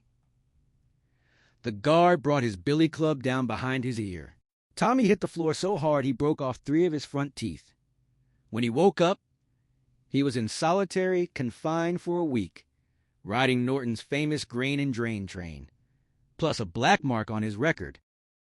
That was early February 1963. After solitary, Tommy Williams sought out 6 or 7 other long-timers, getting the same story each time. The listener was one of them. But when asked why he wanted the information, Tommy shut down completely. Then one day in the library, Tommy spilled an enormous amount of information to the banker. For the first and last time, at least since approaching the listener about a certain poster like a nervous kid, the banker lost his cool entirely. He blew it. Seen later that day, he looked like a man who'd stepped on a rake and caught it hard between the eyes. His hands trembled. When spoken to, he didn't answer. Before the afternoon ended, he tracked down the head guard and set up an appointment with the warden for the following day. He didn't sleep a wink that night. Just listened to a cold winter wind howl outside, watched searchlights rotate, casting long moving shadows on the cement walls of the cage he'd called home since the Truman administration, and tried to think it all through. It was as if Tommy had produced a key that fit a cage in the back of his mind. A cage like his own cell. Only instead of holding a man, that cage held a tiger, and that tiger's name was Hope. Tommy had unlocked it, and the tiger was out, roaming his brain. 4 years before, Tommy had been arrested in Rhode Island. A stolen car full of stolen merchandise. He turned in his accomplice, the prosecutor played ball, and he got a lighter sentence. 11 months in, his old cellmate got out, and he got a new one. A man named Elwood Blatch, busted for armed burglary, serving 6 to 12. Tommy had never seen such a high-strung guy. A man like that should never be a burglar, especially with a gun. The slightest noise, he'd jump 3 feet and come down shooting.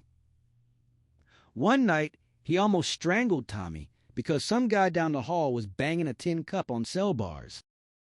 They did 7 months together until Tommy walked free, getting time served and time off. You couldn't exactly hold a conversation with Blatch. He held a conversation with you.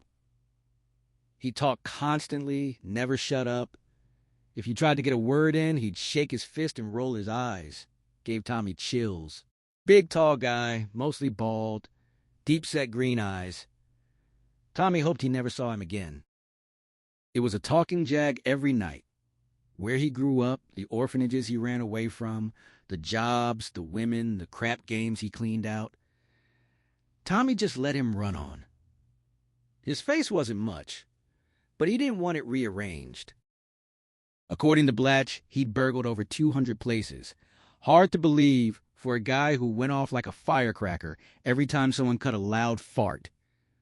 But he swore it was true. Even before knowing about this golf pro named Quentin, Tommy remembered thinking that if Blatch ever burgled his house, and he found out later, he'd have to count himself the luckiest man alive still to be breathing. Imagine him in some lady's bedroom sifting through her jewelry box and she coughed or turned over. Gave Tommy chills just thinking about it. Blatch claimed he killed people too, people that gave him shit. Tommy believed him. He sure looked like a man who could do some killing. So fucking high-strung. Like a pistol with a sawed-off firing pin. Tommy knew a guy with a Smith & Wesson like that. The pull was so light the gun would fire if he put his record player on full volume on top of a speaker. That's how Blatch was. Tommy never doubted he'd grease some people. So one night, just for something to say, Tommy asked who he'd killed, like a joke. Blatch laughed and said there was one guy doing time up in Maine for 2 people he'd killed. The guy and the wife of the slob doing the time. He was creeping their place, and the guy started to give him some shit. Tommy couldn't remember if Blatch ever told him the woman's name. But in New England, Dufresne was like Smith or Jones elsewhere because of all the French names. But he told him the guy's name. Glenn Quentin. A prick. A big, rich prick. A golf pro. Blatch thought the guy might have cash in the house, maybe as much as $5,000. That was a lot back then, he said. Tommy asked when. Blatch said, after the war. Just after the war. So he went in and did the place. They woke up, and the guy gave him trouble. That's what Blatch said. Maybe the guy just started to snore, was Tommy's thought. Anyway, Blatch said Quentin was in the sack with some hotshot lawyer's wife, and they sent the lawyer up to Shawshank. Then he laughed this big laugh. Tommy was never so glad to get his walking papers. Now it was clear why the banker went a little wonky hearing that story, and why he wanted to see the warden immediately. Elwood Blatch had been serving 6 to 12 when Tommy knew him 4 years before. By 1963, he might be on the verge of getting out, or already out. 2 prongs of the spit the banker was roasting on. Blatch might still be inside, or he might be gone like the wind. There were inconsistencies in Tommy's story. Blatch also claimed he got over $1,000 from a footlocker in Quentin's closet, but police said at trial there was no sign of burglary. Possible explanations.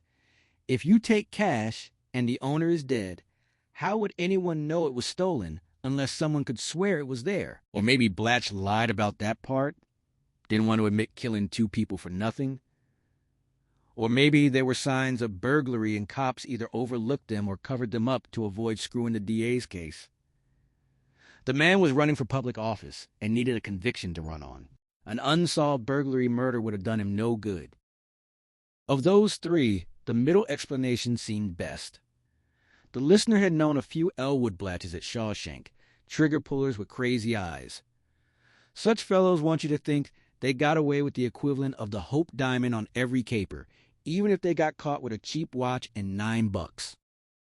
And one thing in Tommy's story convinced the banker beyond doubt. Blatch hadn't hit Quentin at random.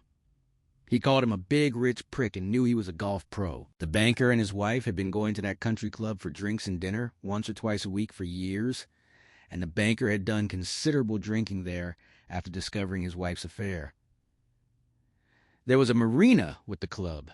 For a while in 1947, a part-time gas jockey worked there who matched Tommy's description of Blatch. A big, tall man, mostly bald, deep-set green eyes.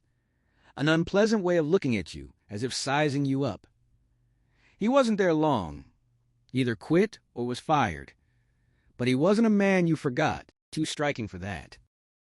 So the banker went to see the warden on a rainy, windy day with gray clouds scudding above the gray walls, the last snow melting, showing lifeless patches of last year's grass beyond the prison.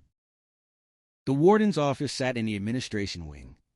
Behind his desk, a door connected to the assistant warden's office. The assistant warden was out that day, but a trustee was there, a half-lame fellow everyone called Chester. He was supposed to be watering plants and waxing the floor. Those plants likely went thirsty that day, and the only waxing done came from Chester's dirty ear pressing against the keyhole plate of that connecting door. He heard the warden's main door open and close. Then Norton greeting the banker and asking how he could help. The banker began, his voice so changed it was barely recognizable. Something had happened, something so overwhelming he hardly knew where to begin. The warden suggested starting at the beginning, probably in his sweetest let's all turn to the 23rd Psalm voice. That usually worked best. So the banker did. He refreshed Norton on the details of the crime he'd been in prison for. Then he told exactly what Tommy Williams had told him. He also gave Tommy's name, perhaps unwise given later developments, but what else could he have done if his story was to have any credibility? When he finished, Norton was completely silent for some time, likely tipped back in his chair under the governor's picture, fingers steepled, liver lips pursed, brow wrinkled, his 30-year church pin gleaming. Finally, he called it the damnedest story he ever heard, but said what surprised him most was that the banker had been taken in by it. The banker didn't understand, almost floundering for words. This man who'd faced down a violent guard on the plate shop roof 13 years before. Norton explained that young Tommy was obviously impressed with the banker, quite taken with him. Natural for him to want to cheer him up. A young man, not terribly bright.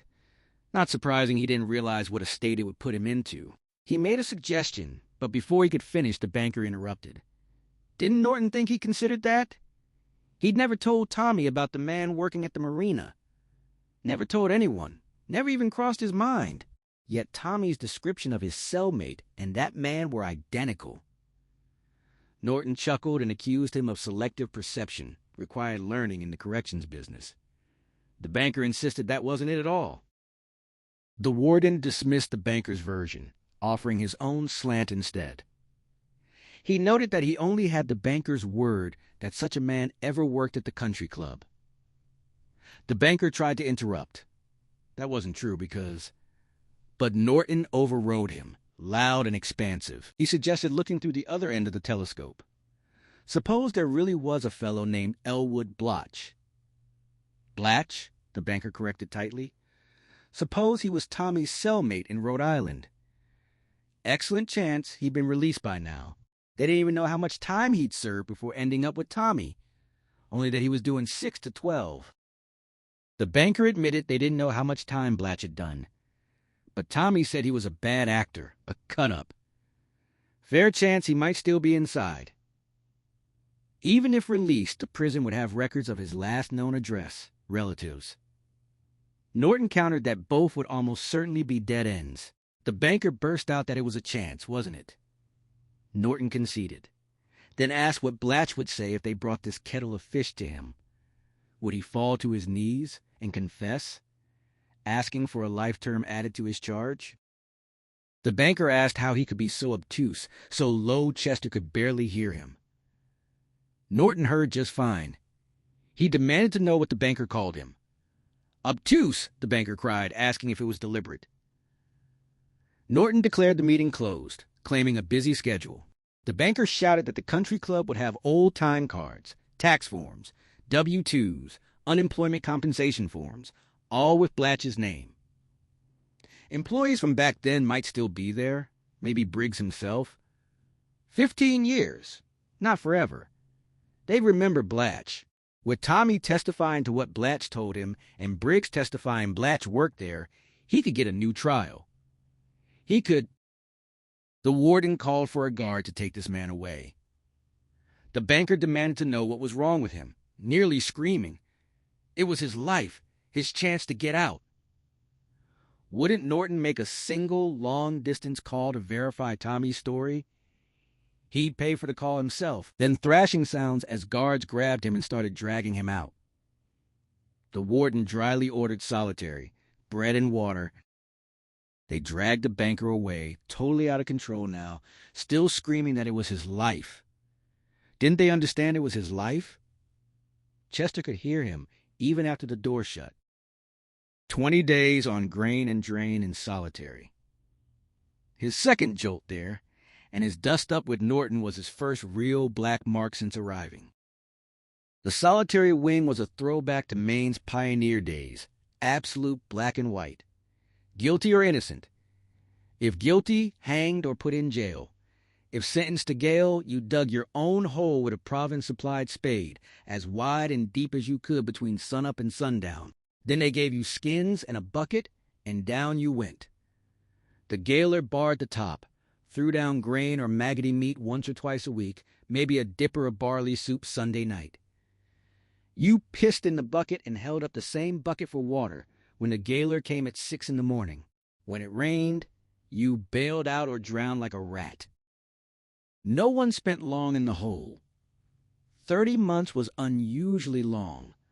The longest term from which an inmate actually emerged alive was served by a 14-year-old psychopath who castrated a schoolmate. He did 7 years, but went in young and strong. For serious crimes, you were hanged.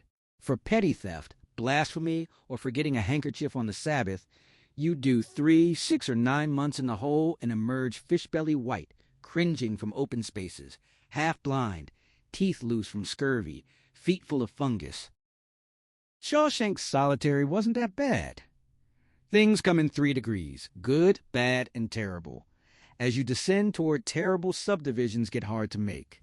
To reach solitary, you went down 23 steps to a basement level where the only sound was dripping water and the only light came from dangling 60-watt bulbs. Keg-shaped cells like wall safes, round doorways hinged and solid instead of barred. Ventilation from above, no light except your own bulb. Turned off at 8 p.m. by a master switch, an hour before lights out in the rest of the prison. The bulb had no cage. If you wanted to exist in the dark down there, you were welcome to it. Not many did. But after 8, you had no choice. A bunk bolted to the wall, a can with no seat.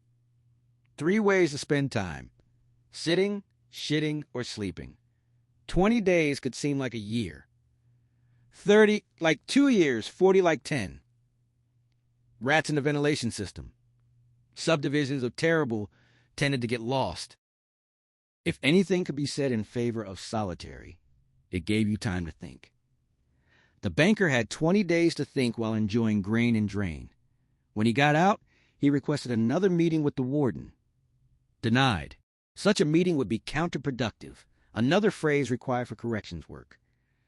Patiently, he renewed the request. Renewed it. He had changed. Suddenly, as spring of 1963 bloomed, there were lines in his face and gray in his hair. That trace of a smile that always lingered around his mouth was gone. His eyes stared into space more often. And when a man stares that way, he's counting years served, months, weeks, days. He renewed the request, patient, having nothing but time. Summer came. In Washington, President Kennedy promised fresh assaults on poverty and civil rights inequalities, not knowing he had half a year to live. In Liverpool, a band called the Beatles was emerging, though no one stateside had heard of them yet. The Boston Red Sox, 4 years away from what New Englanders called the miracle of '67, languished in the cellar. All of those things went on in a larger world where people walked free. Norton saw him near the end of June. The banker spoke in a low voice, telling Norton not to worry about the squeeze. Talk of that would be cutting his own throat. He'd be just as indictable. Norton interrupted. His face was long and cold as a slate gravestone. He leaned back until his head almost touched the sampler warning that judgment cometh. And that right early. He told the banker never to mention money to him again. Not in this office, not anywhere, unless he wanted to see the library turned back into a storage room and paint locker. Did he understand? The banker said he was only trying to set his mind at ease. Norton replied that when he needed a sorry son of a bitch like the banker to set his mind at ease, he'd retire. He'd agreed to this appointment because he was tired of being pestered. He wanted it to stop. If the banker wanted to buy this particular Brooklyn bridge, that was his affair. Don't make it Norton's. He could hear crazy stories twice a week if he laid himself open to them. Every sinner in the place would use him for a crying towel. He'd had more respect for the banker. But this was the end. The end. Did they have an understanding? Yes, the banker said. But he'd be hiring a lawyer. Norton asked what, in God's name, for the banker believed they could put it together. With Tommy Williams, with his testimony, with corroborative testimony from records and employees at the country club. Norton informed him that Tommy Williams was no longer an inmate. Transferred. To where? Cashman. At that, the banker fell silent. An intelligent man, but it would have taken an extraordinarily stupid one not to smell the deal. Cashman was a minimum security prison far north, where inmates picked potatoes for decent wages and could attend classes at a vocational institute. More important for a young husband and father like Tommy, it had a furlough program, a chance to live like a normal man on weekends, building model planes with his kid, being with his wife, going on picnics. Norton had almost surely dangled all that with one string attached. Not one more word about Elwood Blatch. Not now, not ever, or Tommy would end up doing hard time with real hard cases. The banker asked why. Why would... Norton interrupted calmly. As a favor, he checked with Rhode Island. They did have an inmate named Elwood Blatch. He'd been given provisional parole, another liberal program putting criminals back on the streets. He'd since disappeared. The banker asked if the warden down there was a friend of his. Norton gave a smile as cold as a deacon's watch chain. Acquainted? He said. The banker repeated the question. Why couldn't Norton tell him why he'd done it? He knew the banker wasn't going to talk about anything he might have had going. So why? Because people like the banker made him sick, Norton said deliberately. He liked him right where he was, and as long as Norton was warden, that's where he was going to stay. The banker used to think he was better than everyone else. Norton had gotten good at seeing that on a man's face. He marked it the first time he walked into the library might as well have been written on his forehead in capital letters. That look was gone now, and Norton liked that just fine. It wasn't just that the banker was a useful vessel. Never think that. It was simply that men like him needed to learn humility. Why, he used to walk around the exercise yard as if it were a living room, and he was at one of those cocktail parties where the hellbound coveted each other's spouses and got swinishly drunk. But he didn't walk that way anymore, and Norton would be watching to see if he started again. Over a period of years, with great pleasure. Now get out. The banker agreed, but said all the extracurricular activities stopped now. The investment counseling, the scams, the free tax advice, all of it. Get H&R Block to tell him how to declare his income. Norton's face went brick red. Then all color drained out. He sent the banker back to solitary for 30 days. Bread and water. Another black mark. And while he was in there, think about this. If anything that had been going on should stop, the library went. Norton would make it his personal business to see it return to what it was before. And he would make the banker's life very hard, very difficult. He'd do the hardest time possible. He'd lose the single bunk cell, lose the rocks on the windowsill, lose any protection the guards had given him against the sodomites. He would lose everything. Clear? It was clear enough. Time continued to pass. The oldest trick in the world, maybe the only one that really is magic. But the banker had changed. He had grown harder. He went on doing Norton's dirty work and held on to the library, so outwardly things remained the same. He continued his birthday drinks and year-end holiday drinks, sharing out the rest of each bottle. The listener got his fresh rock polishing claws from time to time. In 1967, he got the banker a new rock hammer. The one from 19 years ago had worn out. 19 years ago had worn out. 19 years! When said suddenly like that, those 3 syllables sounded like the thud and double locking of a tomb door. The hammer, a $10 item back then, cost $22 by 1967. They shared a sad little grin over that. The banker continued shaping and polishing rocks he found in the exercise yard. Though the yard was smaller by then, half of what had been there in 1950 had been asphalted over in 1962. Still, he found enough to keep occupied. When finished with each rock, he placed it carefully on his windowsill facing east. He liked looking at them in the sun, pieces of the planet he'd taken up from the dirt and shaped. Schists, quartzes, granites, funny little mica sculptures held together with airplane glue. Sedimentary conglomerates polished and cut so you could see why he called them millennium sandwiches. Layers of different material built up over decades and centuries. He gave his stones and sculptures away from time to time to make room for new ones. The listener received the greatest number, counting the stones that looked like matched cufflinks. He had 5, one of the mica sculptures carefully crafted to look like a man throwing a javelin, and 2 sedimentary conglomerates with all the levels showing in smoothly polished cross-section. He still had them, taking them down every so often to think about what a man could do with enough time and the will to use it a drop at a time. So on the outside, things were about the same. If Norton had wanted to break the banker as badly as he'd said, he would have had to look below the surface to see the change. But if he had seen how different the banker had become, Norton would have been well satisfied with the 4 years following their clash. Norton had said the banker walked the exercise yard as if he were at a cocktail party. The listener understood the meaning. It went back to what he'd said about the banker wearing his freedom like an invisible coat, never really developing a prison mentality. His eyes never got that dull look. He never developed that flat-footed, hump-shouldered walk of men heading back to their cells for another endless night.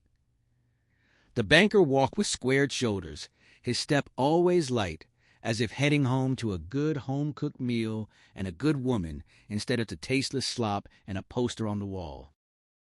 But for those 4 years, although he never became exactly like the others, he did become silent, introspective, brooding. Who could blame him? So perhaps Norton was pleased, at least for a while. His dark mood broke around the time of the 1967 World Series. That was the dream year, the year the Boston Red Sox won the pennant instead of placing 9th as predicted. When it happened, a kind of ebullience engulfed the whole prison. There was a goofy feeling that if the Dead Sox could come to life, maybe anybody could. Every radio tuned to the games as the Sox pounded down the stretch. Gloom when they dropped a pair in Cleveland near the end. Nearly riotous joy when the pop fly clinched it. Then gloom when the 7th game ended the dream just short of complete fruition. It probably pleased Norton to no end. He liked his prison wearing sackcloth and ashes. But for the banker, there was no tumble back into gloom. He wasn't much of a baseball fan anyway. Maybe that was why. Nevertheless, he seemed to have caught the current of good feeling, and for him, it didn't peter out after the last game. He had taken that invisible coat out of the closet and put it back on. One bright gold fall day in late October, must have been a Sunday, because the exercise yard was full of men walking off the week, tossing frisbees, passing a football, bartering. The banker squatted Indian fashion against the wall, chunking two small rocks together, his face turned up into sunlight, surprisingly warm for so late in the year. He called out to the listener, inviting him to sit a spell. The listener did. The banker offered one of the polished Millennium sandwiches. The listener accepted gratefully, calling it pretty. The banker shrugged and changed the subject. Big anniversary coming up next year. The listener nodded. Next year would make him a 30-year man. 60% of his life spent in Shawshank. The banker asked if he thought he'd ever get out. Sure, when he had a long white beard and about 3 marbles rolling around upstairs. The banker smiled a little and turned his face back to the sun, eyes closed. Feels good, the listener agreed. It always did when you knew winter was almost right on top of you. The banker nodded. They were silent for a while. When he got out, the banker said finally, he was going where it's warm all the time. He spoke with such calm assurance you would have thought he had only a month left to serve. The listener didn't know where. Zihuatanejo, the banker said, rolling the words softly from his tongue like music. Down in Mexico, a little place maybe 20 miles from Playa Azul and Highway 37, 100 miles northwest of Acapulco on the Pacific Ocean. The Mexican said the Pacific had no memory. That's where he wanted to finish out his life, in a warm place that had no memory. As he spoke, he picked up a handful of pebbles and tossed them one by one, watching them bounce and roll across the baseball diamond's dirt infield, which would be under a foot of snow before long. He described Zihuatanejo, a small hotel down there, 6 cabanas along the beach, 6 more set further back, a charter fishing guide for guests, a trophy for the biggest marlin of the season, the winner's picture hung in the lobby. Not a family place, a place for honeymooners, first or second varieties. The listener asked where the money would come from. His stock account? The banker smiled and said that wasn't so far wrong. Sometimes the listener startled him. The listener pressed. The banker lit a cigarette, cupping the match between his hands. There were really only 2 types of men when it came to bad trouble. Suppose a house full of rare art faced a monster hurricane. One type hoped for the best. The hurricane would change course. No right-thinking storm would wipe out. Rembrandt's, God wouldn't allow it, and besides, insurance. The other type assumed the hurricane would tear right through. If the Weather Bureau said it changed course, this guy assumed it would change back to put his house on ground zero again. He knew there was no harm in hoping for the best as long as you were prepared for the worst. The listener asked if he was saying he prepared for the eventuality. Yes, he prepared for the hurricane. He knew how bad it looked. He didn't have much time, but he operated. He had a friend, just about the only person who stood by him, who worked for an investment company in Portland. Died about 6 years ago. The listener offered condolences. The banker tossed his cigarette away. He and his wife had about $14,000. Not a big bundle, but they were young. Whole lives ahead of him. He grimaced, then laughed. When the shit hit the fan, he started lugging his Rembrandts out of the path, sold his stocks, paid capital gains tax like a good boy, declared everything, didn't cut corners. The listener asked if they didn't freeze his estate. He was charged with murder, not dead. You couldn't freeze an innocent man's assets, thank God. And it was a while before they even got brave enough to charge him. He and his friend had some time. He got hit pretty good dumping everything, skinned his nose, but at the time he had worse things to worry about. The listener agreed. When he came to Shawshank, it was all safe. Still safe. Outside these walls, there was a man no living soul had ever seen face to face. Social Security card, main driver's license, birth certificate, name of Peter Stevens. Nice, anonymous name. The listener asked who he was, though he thought he knew but couldn't believe it. The banker said it was him. The listener protested. He wasn't going to say he had time to set up a false identity while the bulls were sweating him, or that he finished the job while on trial. No. His friend Jim set it up after his appeal was turned down. The major pieces of identification were in hand by spring of 1950. The listener noted that was a pretty close friend and 100% illegal. The banker agreed. They were in the war together. France, Germany, the occupation. A good friend. He knew it was illegal, but also knew setting up a false identity in this country was very easy and very safe. He took the banker's money with all taxes paid so the IRS wouldn't get too interested and invested it for Peter Stevens. Did that in 1950 and 1951. Today, it amounted to $370,000, plus change. The listener's jaw dropped. The banker smiled. Think of all the things people wish they'd invested in since 1950. 2 or 3 of them were things Peter Stevens was into. If he hadn't ended up here, he'd probably be worth $7 or $8 million by now. A Rolls and probably an ulcer as big as a portable radio. His hands went to the dirt, sifting more pebbles, moving gracefully, restlessly. It was hoping for the best and expecting the worst. Nothing but that. The false name was just to keep what little capital he had untainted, lugging the paintings out of the hurricane's path. But he had no idea the hurricane could go on as long as it had. The listener was silent, absorbing the idea that this small, spare man in prison, gray next to him, could be worth more money than the warden would make in his entire miserable life, scams included. He said the banker sure wasn't kidding about getting a lawyer. For that kind of dough, he could have hired Clarence Darrow's modern equivalent. Why didn't he? He could have been out like a rocket. The banker smiled. The same smile from when he'd said he and his wife had their whole lives ahead of them. He said no. The listener pressed. A good lawyer could have sprung Tommy from Cashman whether he wanted to go or not. He could have gotten a new trial, hired private detectives to look for Blatch, blown the warden out of the water. Why not? Because he outsmarted himself. If he ever tried to put his hands on Peter Stevens' money from inside, he'd lose every cent. His friend Jim could have arranged it, but Jim was dead. The listener saw the problem. For all the good that money could do, it might as well belong to another person. In a way, it did.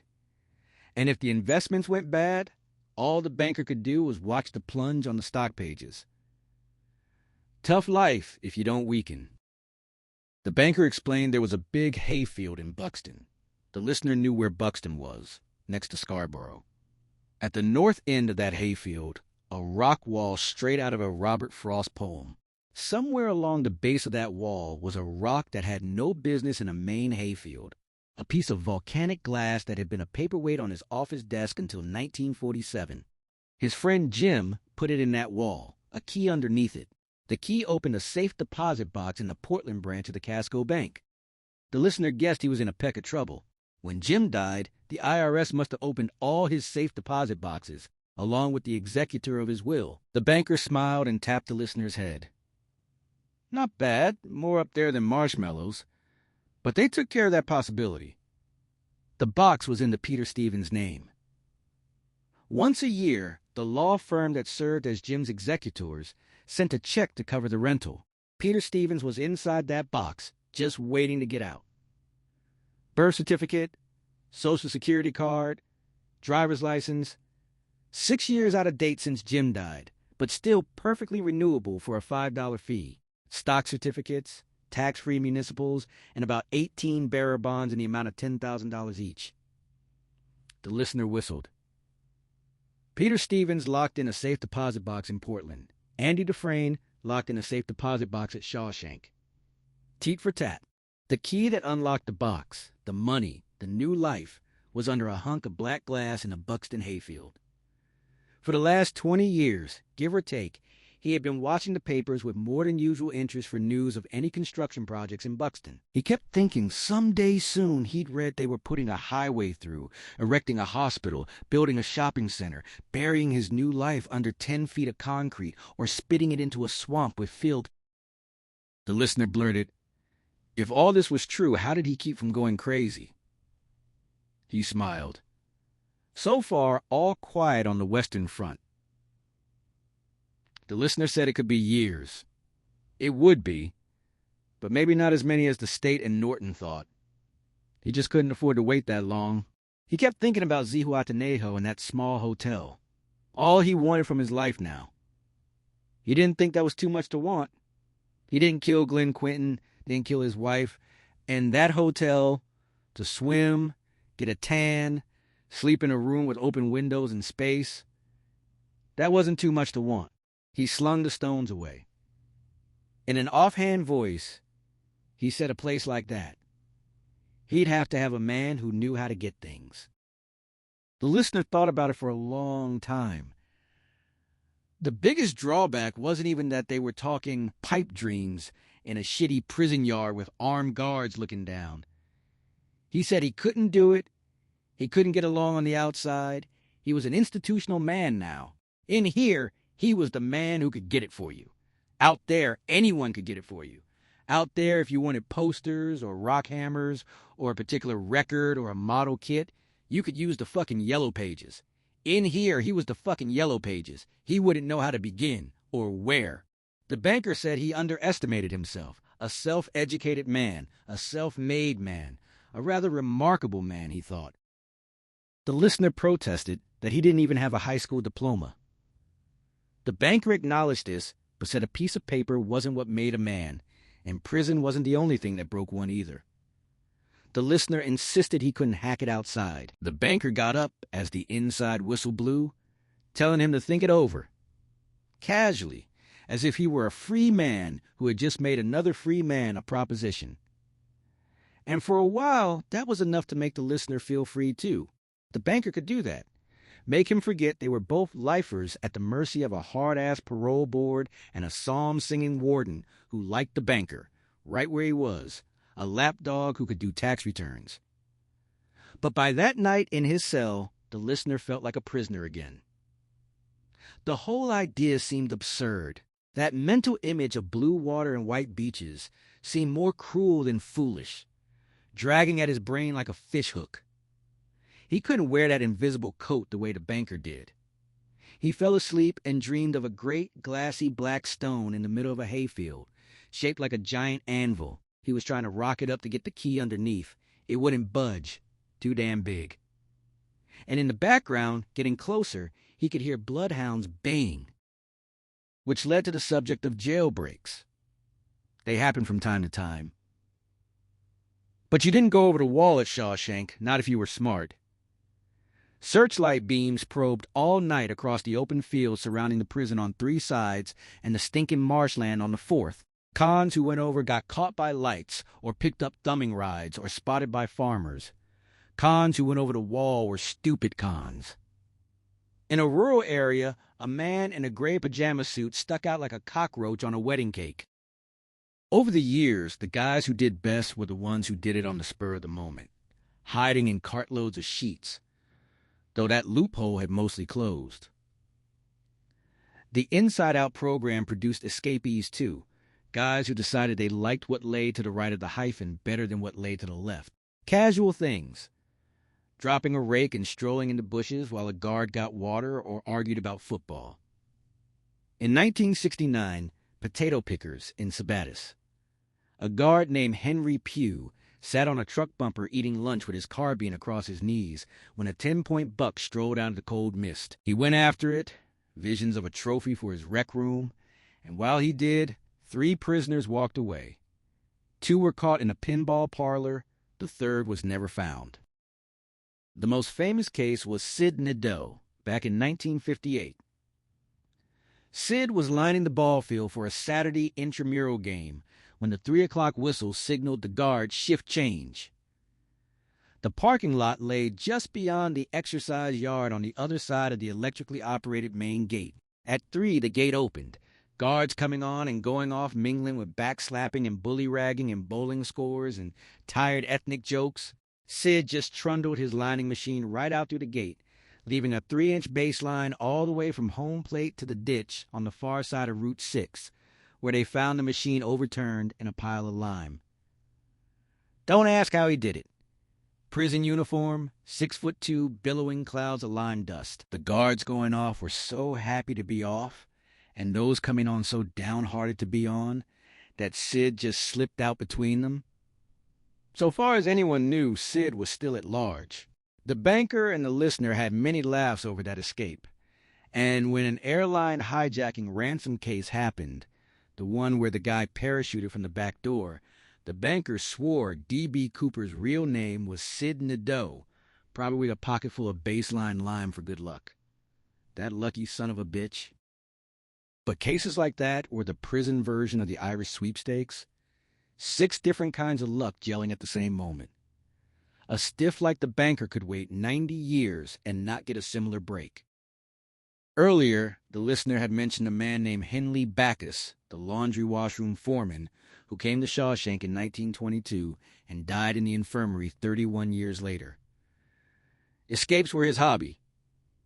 He could tell 100 crackpot schemes. The listener's favorite was Beaver Morrison, a burglar who tried to build a glider from scratch in the plate factory basement using plans from an old book called The Modern Boy's Guide to Fun and Adventure. He got it built without being discovered, only to find there was no door big enough to get the damn thing out. When Henley told that story, you could bust a gut laughing. He had it down chapter and verse. During his time, there had been better than 400 escape attempts he knew of. 400. That came to 12.9 attempts per year. Most were slipshod, a guard grabbing some poor sidling slob's arm and growling. Henley would class maybe 60 as serious. He included the prison break of 1937, the year before the listener arrived. The new administration wing was under construction then. 14 cons got out using construction equipment from a poorly locked shed. Southern Maine panicked over those 14 hardened criminals, most of whom were scared to death with no more idea where to go than a jackrabbit headlight pinned on a highway with a truck bearing down. Not one got away. 2 were shot dead by civilians. How many got away between 1938 and that October day when the banker first mentioned Zihuatanejo? Putting information together, the listener figured 10. 10 that got away clean. And although it wasn't the kind of thing you could know for sure, he guessed that at least half of those 10 were doing time in other institutions. Because you do get institutionalized. Take away a man's freedom and teach him to live in a cell, he loses his ability to think in dimensions. He's like that jackrabbit frozen in the oncoming lights of the truck that's bound to kill it. More often than not, a con who's just out will pull some dumb job that hasn't a chance, because it'll get him back inside. Back where he understands how things work. The banker wasn't that way, but the listener was. The idea of seeing the Pacific sounded good, but he was afraid that actually being there would scare him to death, the bigness of it. That day of the conversation about Mexico and Peter Stevens was the day the listener began to believe the banker had some idea of doing a disappearing act. He hoped to God he would be careful if he did, but he wouldn't have bet money on his chances. The warden, you see, was watching the banker with a special close eye. He wasn't just another deadhead with a number. They had a working relationship. The banker had brains and heart. The warden was determined to use the one and crush the other. As there were honest politicians on the outside, ones who stayed bought, there were honest prison guards. With good judgment and loot to spread around, maybe you could buy enough look the other way to make a break. But the banker wasn't the man who could do that, because the warden was watching. The banker knew it, and the guards knew it too. Nobody was going to nominate him for Inside Out as long as the warden was evaluating. And the banker wasn't the kind of man to try a casual Sid Nadeau escape. If the listener had been him, the thought of that key would have tormented him endlessly. He'd have been lucky to get 2 hours of honest shut-eye a night.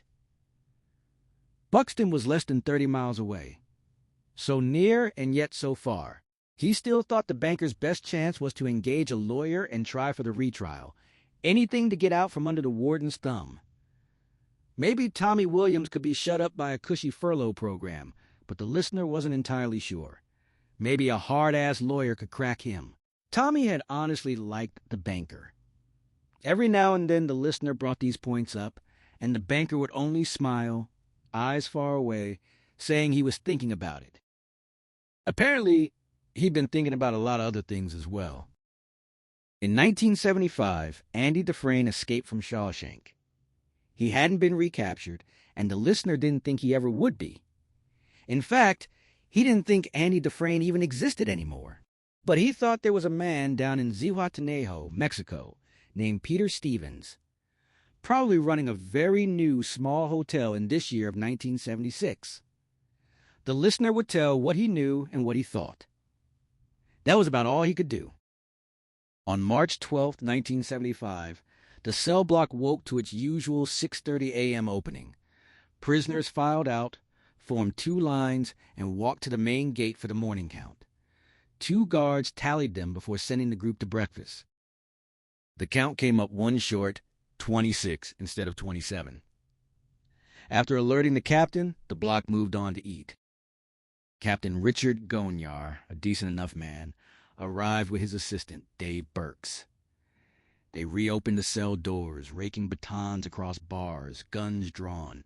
Usually a missing prisoner meant illness, death, or suicide. Instead, they found 14 empty cells, all neat. No one at all. Gonyar first assumed a miscount or a prank. After breakfast, the inmates returned to their cells, joking and grateful for the break in routine.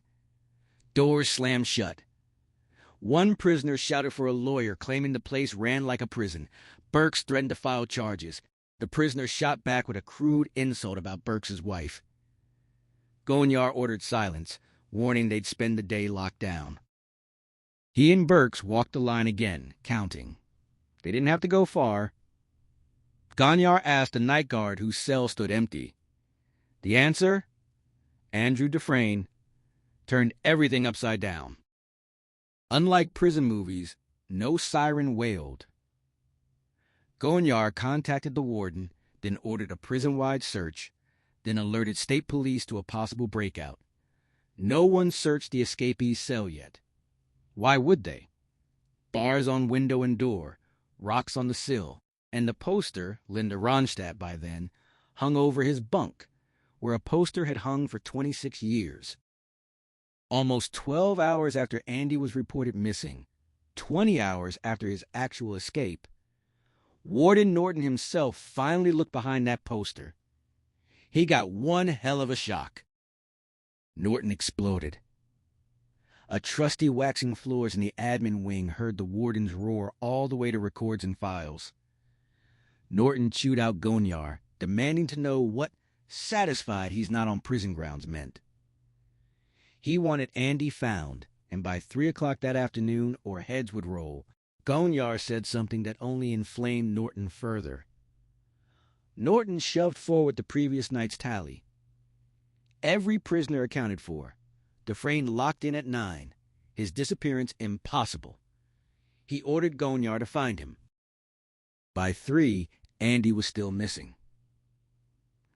Norton stormed down to cell block 5 hours later, where the rest had been locked up all day. Harried guards had questioned everyone repeatedly. They all said the same. Nothing seen, nothing heard. Andy had been in his cell at lock-in and at lights out. One wisecrack, that Andy had poured himself out through the keyhole, earned 4 days in solitary. The guards were tense. Norton stalked past the cages, his blue eyes near sparking off the steel, glaring as if every inmate was complicit. He stepped into Andy's cell. The bunk was turned back but didn't look slept in. Rocks remained on the windowsill, but not all of them. Andy had taken his favorites.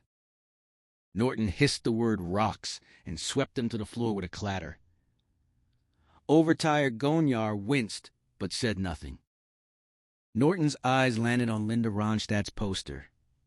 The singer looking back over her shoulder, hands in tight slacks, a halter showing off a deep California tan. The image clearly offended the warden's Baptist sensibilities. As Norton glared, the old-timer watching remembered Andy once saying he felt he could almost step through the picture and be with the girl. In a very real way, That was exactly what Andy had done. Norton grunted that it was wretched, ripped the poster from the wall in one swipe, and revealed the gaping, crumbled hole behind it. Gonyar refused to go in. Norton screamed loud enough for the whole prison to hear, threatening Gonyar's job, calling him a Frenchman, vowing he'd never work in any New England prison again. Gonyar silently held out his service pistol, butt first. He was 2 hours into overtime, pushing 3, and he'd had enough. Andy's escape seemed to have driven Norton past some private breaking point that had been there a long time. 26 cons listened to that dust-up as the dull, late-winter light faded. Hard-timers who had seen administrators come and go all recognized that Warden Norton had just passed what engineers call the breaking strain. And somewhere, the old-timer could almost hear Andy Dufresne laughing. Norton finally recruited a skinny night shift guard named Rory Tremont.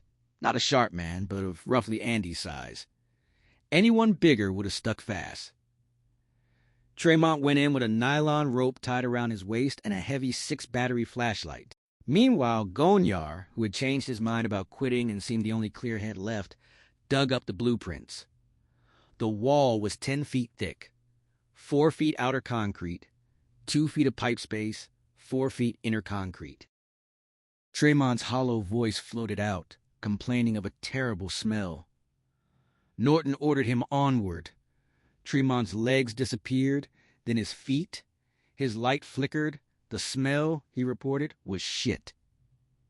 He started gagging, then vomited. The unmistakable sounds of him losing his last couple of meals echoed out.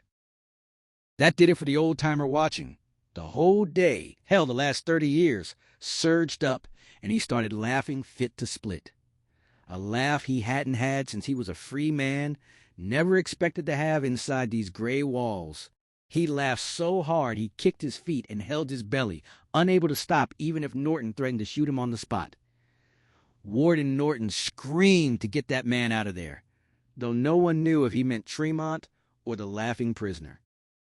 The narrator went to solitary for 15 days. He served the time easily, almost standing on his head.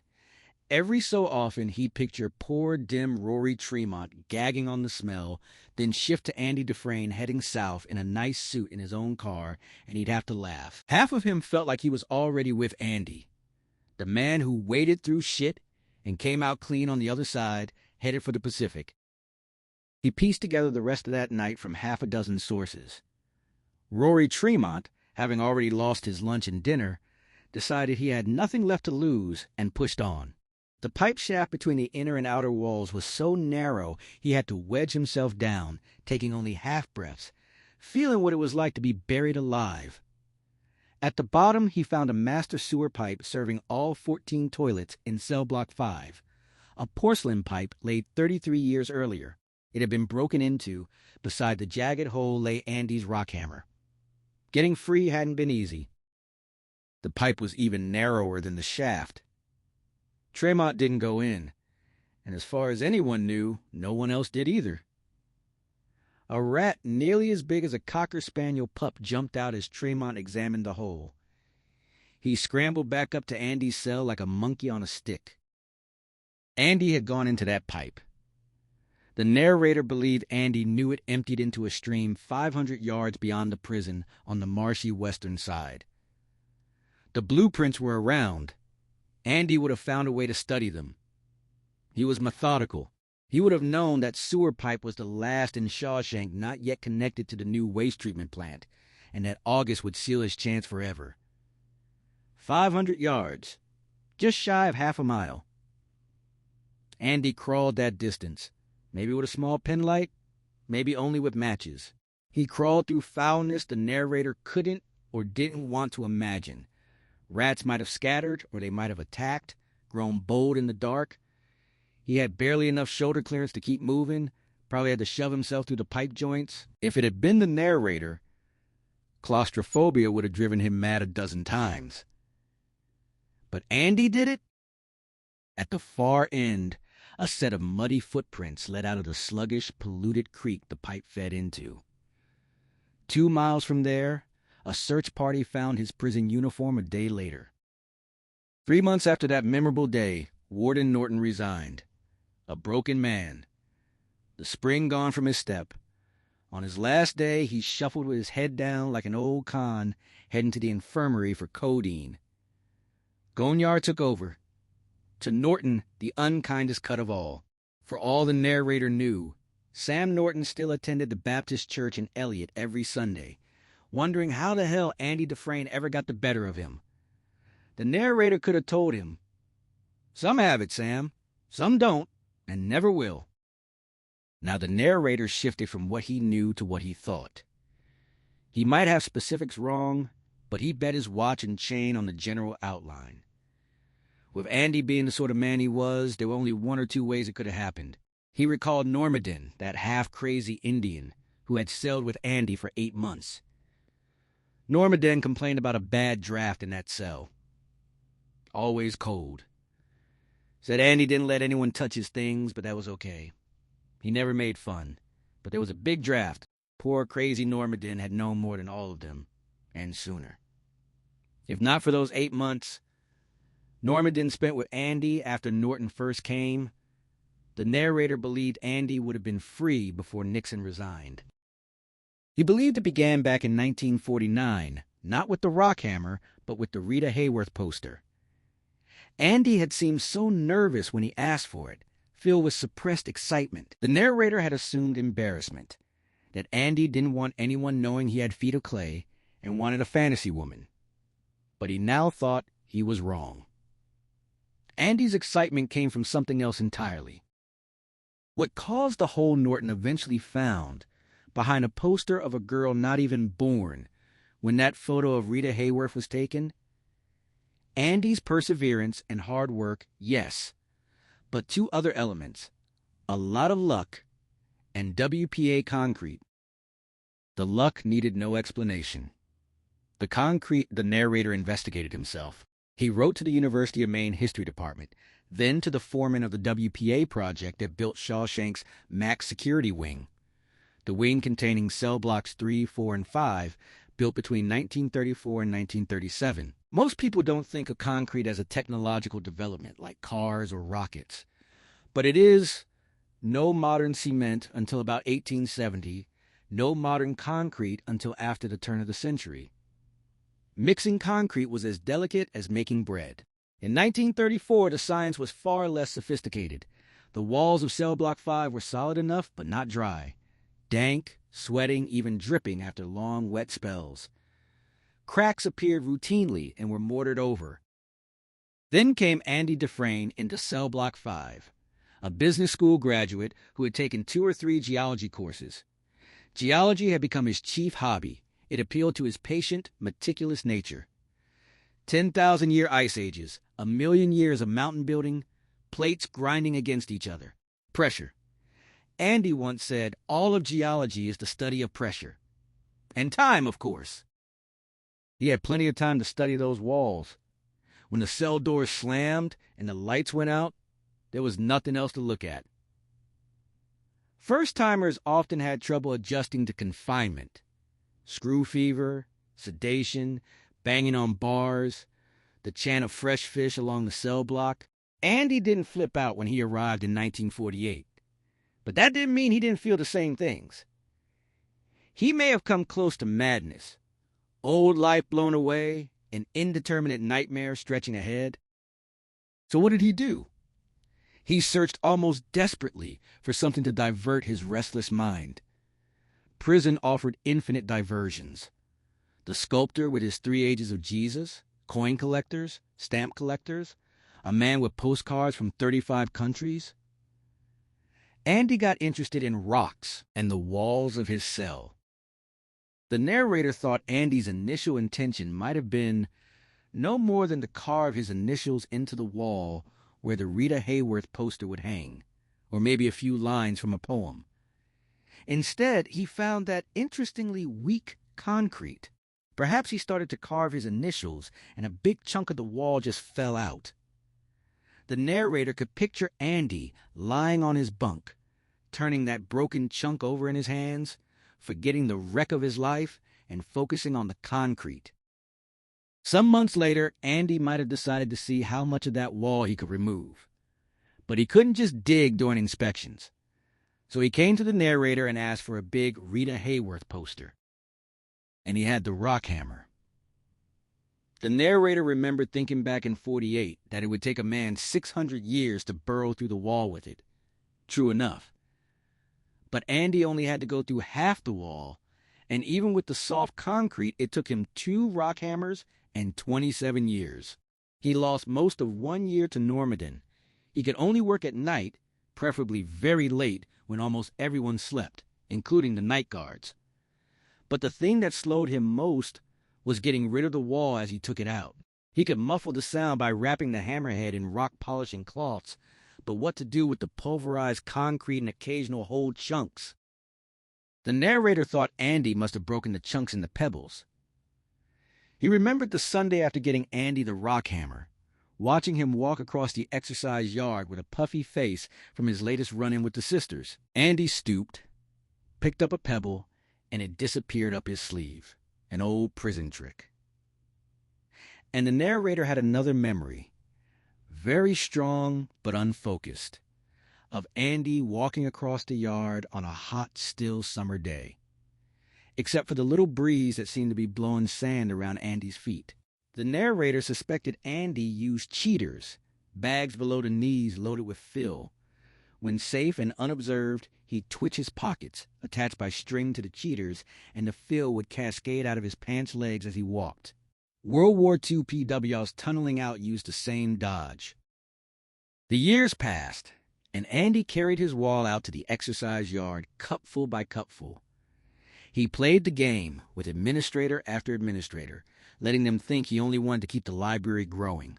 The narrator had no doubt that was part of it. But the main thing Andy wanted was to keep cell 14 a single occupancy. The narrator doubted Andy had any real plans of breaking out, at least not at first. He probably assumed the wall was 10 feet of solid concrete, and that boring through would put him 30 feet above the exercise yard. But at 1 foot of progress every 7 years, it would take 70 years. He would be 101. A second assumption the narrator would have made, that eventually he'd be caught, earning solitary time and a black mark. Weekly inspections and surprise tosses every other week or so. Some screw would eventually peek behind Rita Hayworth to check for a sharpened spoon handle or marijuana. Andy's response must have been to hell with it. Maybe he made a game of it. How far could he get before they found out? Prison was boring, and the risk of an unscheduled inspection while his poster was unstuck added spice to his early years. The narrator believed it would have been impossible to get away with it on dumb luck alone for 27 years. Yet for the first 2 years, until mid-May 1950, when Andy helped Byron Hadley with his inheritance taxes, that's exactly what he got by on. Or maybe he had money and slipped someone a weekly squeeze to take it easy on him. Most guards would go along for the right price.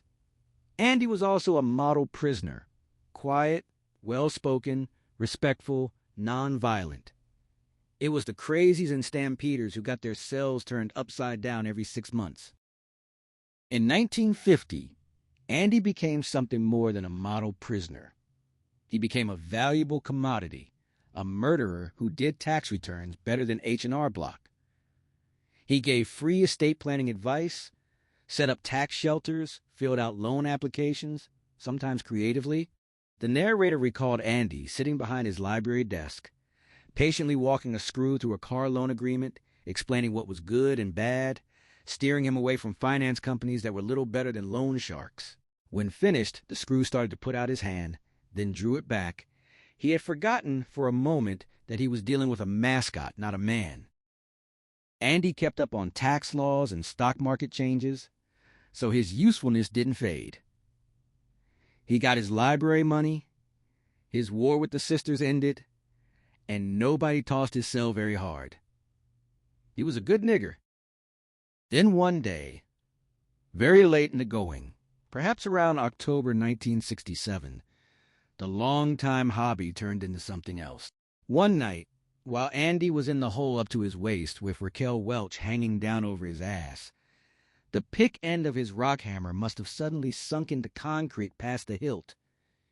He would have dragged chunks back, but maybe heard others falling into that shaft, bouncing, clinking off the standpipe. The narrator didn't know if Andy knew he'd come upon that shaft or if he was totally surprised. He might have seen the blueprints by then or not. If not, he damn sure found a way to look at them soon after. Suddenly, Andy must have realized he was playing for high stakes. His own life and future. Even then, he couldn't have known for sure. But he must have had a pretty good idea, because right around then, he first mentioned Zihuatanejo to the narrator. That stupid hole in the wall became his master. If he knew about the sewer pipe at the bottom and that it led under the outer wall, he'd had the key under the rock in Buxton to worry about for years. Now he had to worry that some eager new guard would look behind his poster, or that he'd get another cellmate, or that after all those years he'd suddenly be transferred. He carried those worries for the next 8 years. The narrator could only say Andy must have been one of the coolest men who ever lived. The narrator would have gone completely nuts with all that uncertainty. But Andy just went on playing the game. The most ghastly irony the narrator could imagine would have been if Andy had been offered parole. 3 days before release, a prisoner is transferred to light security for a physical and vocational test. His old cell gets cleaned out. Instead of parole, Andy would have gotten a long turn downstairs, in solitary, then more time upstairs in a different cell. If he broke into the shaft in 1967, why didn't he escape until 1975? The narrator didn't know for sure, but could offer guesses. First, Andy would have become more careful than ever. Too smart to push ahead at flank speed and try to get out in 8 or even 18 months. He must have widened the opening a little at a time. A hole as big as a teacup by New Year's Eve that year. As big as a dinner plate by his birthday in 1968. As big as a serving tray by the 1969 baseball season. The narrator initially thought it should have gone faster after breakthrough. Instead of pulverizing the crap and taking it out in cheaters, Andy could simply let it drop down the shaft. But the length of time suggested he didn't dare. He might have worried the noise would arouse suspicion, or if he knew about the sewer pipe, as the narrator believed he must have, he'd have feared a falling chunk would break it before he was ready, screwing up the sewage system and leading to an investigation. An investigation meant ruin. Still, the narrator guessed that by the time Nixon was sworn in for his second term, the hole would have been wide enough for Andy to wriggle through, probably sooner. Andy was small, so why didn't he go then? The narrator's educated guesses ran out there. One possibility, the crawl space itself was clogged and had to be cleared, but that wouldn't account for all the time. The narrator thought maybe Andy got scared. He explained as well as he could what it was like to be an institutional man. At first, you can't stand the 4 walls. Then you abide them, then accept them. Then as your body, mind, and spirit adjust, you love them. You're told when to eat, when to write letters, when to smoke. For 35 years, the narrator's bathroom break was 25 minutes after the hour, and that became the only time he ever felt the need. Andy may have been wrestling with that tiger, the institutional syndrome, and with the bulking fears that all of it might have been for nothing. How many nights must Andy have lain awake under his poster, thinking about that sewer line, knowing the one chance was all he'd ever get? Blueprints could tell him the pipes bore, but not what it would be like inside. If he could breathe without choking, if rats were mean enough to fight instead of retreating, and a blueprint couldn't tell him what he'd find at the end. An even funnier joke than the parole. Andy breaks into the sewer line, crawls through 500 yards of choking, shit-smelling darkness, and comes up against a heavy-gauge mesh screen. That would have been on his mind. And if the long shot came in and he got out, could he find civilian clothes and get away undetected? Last of all, suppose he got out, got away, reached Buxton, overturned the right rock, and found nothing? Not necessarily something dramatic like a high-rise or a parking lot. Maybe a kid who liked rocks noticed that piece of volcanic glass, turned it over, saw the deposit box key and took both as souvenirs. Maybe a hunter kicked a rock, left the key exposed, and a squirrel or a crow took it. Maybe spring floods breached the wall and washed the key away. So the narrator thought, wild guess or not, that Andy just froze in place for a while. You can't lose if you don't bet. What did he have to lose? His library, the poison piece of institutional life, any future chance to grab his safe identity. But he finally did it, just as the narrator had told. He tried.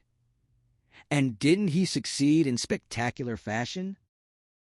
As for whether he got away, what happened after when he reached that meadow and turned over the rock, assuming he was still there, the narrator couldn't describe that scene because this institutional man was still inside, expecting to be for years to come.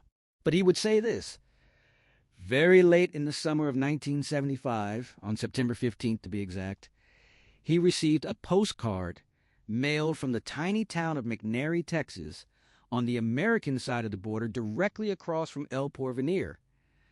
The message side was totally blank, but the narrator knew in his heart as surely as knowing they're all going to die someday. McNairy was where Andy crossed. McNairy, Texas. So that was the narrator's story. He never believed how long it would take to write it all down or how many pages. He started just after getting that postcard and finished on January 14th, 1976, having used 3 pencils down to knuckle stubs and a whole tablet of paper, kept carefully hidden. Not that many could read his handwriting anyway. Writing stirred up more memories than he would have believed, like sticking a branch in the clear river water and roiling up the muddy bottom. Someone in the peanut gallery might say he wasn't writing about himself, just a minor character in his own story. But that wasn't so. Every damned word was about him. Andy was the part of him they could never lock up. The part that would rejoice when the gates finally opened and he walked out in a cheap suit with $20 of mad money in his pocket. That part would rejoice no matter how old, broken, and scared the rest of him was. Andy just had more of that part and used it better. Others there remembered Andy. They were glad he was gone, but a little sad too. Some birds aren't meant to be caged. Their feathers too bright, their songs too sweet and wild. You let them go, or when you open the cage to feed them, they somehow fly out past you. The part of you that knows it was wrong to imprison them rejoices, but the place you live is that much more drab and empty for their departure. That was the story, and he was glad he told it. Even if inconclusive, and even though some memories the pencil prodded up made him feel sad and older than he was. He thanked the listener for listening, and Andy, if he was really down there, as the narrator believed, he asked him to look at the stars just after sunset, touch the sand, wade in the water, and feel free. He never expected to take up the narrative again, but here he was with dog-eared, folded pages open on the desk, adding another 3 or 4 pages in a brand new tablet, a tablet he bought in a store on Portland's Congress Street, having just walked in and bought it. He thought he had put finish to his story in a Shawshank Prison cell on a bleak January day in 1976. Now it was May of 1977, and he was sitting in a small, cheap room of the Brewster Hotel in Portland. Adding to it, the window was open, the sound of traffic floating in huge, exciting, and intimidating. He had to constantly look over at the window and reassure himself there were no bars. He slept poorly because the cheap bed seemed much too big and luxurious. He snapped awake every morning promptly at 6:30, disoriented and frightened. His dreams were bad. A crazy feeling of free fall, as terrifying as it was exhilarating. What happened? Couldn't the listener guess? He was paroled. After 38 years of routine hearings and routine denials, during which 3 lawyers died on him, his parole was granted. They decided that at 58, he was finally used up enough to be deemed safe. He came very close to burning the document. Outgoing parolees were searched almost as carefully as incoming new fish. Beyond containing enough dynamite to assure a quick turnaround and another 6 or 8 years inside, his memoirs contain the name of the town where he believed Andy Dufresne to be. Mexican police gladly cooperated with American police, and he didn't want his freedom or his unwillingness to give up the story to cost Andy his. Then he remembered how Andy brought in his $500 back in 1948, and he took out his story the same way. To be safe, he carefully rewrote each page that mentioned Zihuatanejo. If the papers had been found during his outside search, he would have gone back in on turnaround, but the cops would have been looking for Andy in a Peruvian seacoast town named Los Intrudres. The parole committee got him a job as a stockroom assistant at the big Foodway Market in Spruce Mall, South Portland, meaning he became just one more aging bag boy. Only 2 kinds of bag boys, old ones and young ones. No one ever looked at either kind. If anyone shopped there between March and April of 1977, he might have taken their groceries to their car, because that was as long as he worked there. At first, he didn't think he could make it on the outside at all. He had described prison society as a scaled-down model of the outside world, but he had no idea how fast things moved on the outside, the raw speed people moved at. They even talked faster and louder. The toughest adjustment he'd ever had to make, and he hadn't finished making it yet, not by a long way. Women, for instance. After hardly knowing they were half the human race for 40 years, he was suddenly working in a store filled with them. Old women, pregnant women, wearing T-shirts with arrows pointing downward reading, "Baby here." Skinny women with nipples poking at their shirts. A woman wearing something like that when he went in would have been arrested and given a sanity hearing. Women of every shape and size. He found himself going around with a semi-hard almost all the time, cursing himself for being a dirty old man. Bathroom breaks were another thing. When he had to go, and the urge always came at 25 past the hour, he had to fight the overwhelming need to check with his boss. Knowing he could just go and do it in this too bright outside world was one thing. Adjusting his inner self to that knowledge after all those years of checking with the nearest screw or facing 2 days in solitary for the oversight was something else. His boss didn't like him. A young guy, 26 or 7, who seemed disgusted by the narrator, the way a cringing, servile old dog that crawls up on its belly to be petted will disgust a man. Christ, he disgusted himself. But he couldn't stop. He wanted to tell the young man that's what a whole life in prison does. Turns everyone in authority into a master and you into every master's dog. Maybe inside you know you become a dog, but since everyone else in gray is a dog too, it doesn't seem to matter. Outside it does, but he couldn't tell a young guy like that. He would never understand. Neither would his parole officer, a big, bluff ex-Navy man with a huge red beard and a large stock of Polish jokes, who saw him for about 5 minutes every week, asked if he was staying out of bars. And that was the end of it, until next week. Music on the radio. When he went in, the big bands were just getting up a good head of steam. Now every song sounded like it was about sex. So many cars.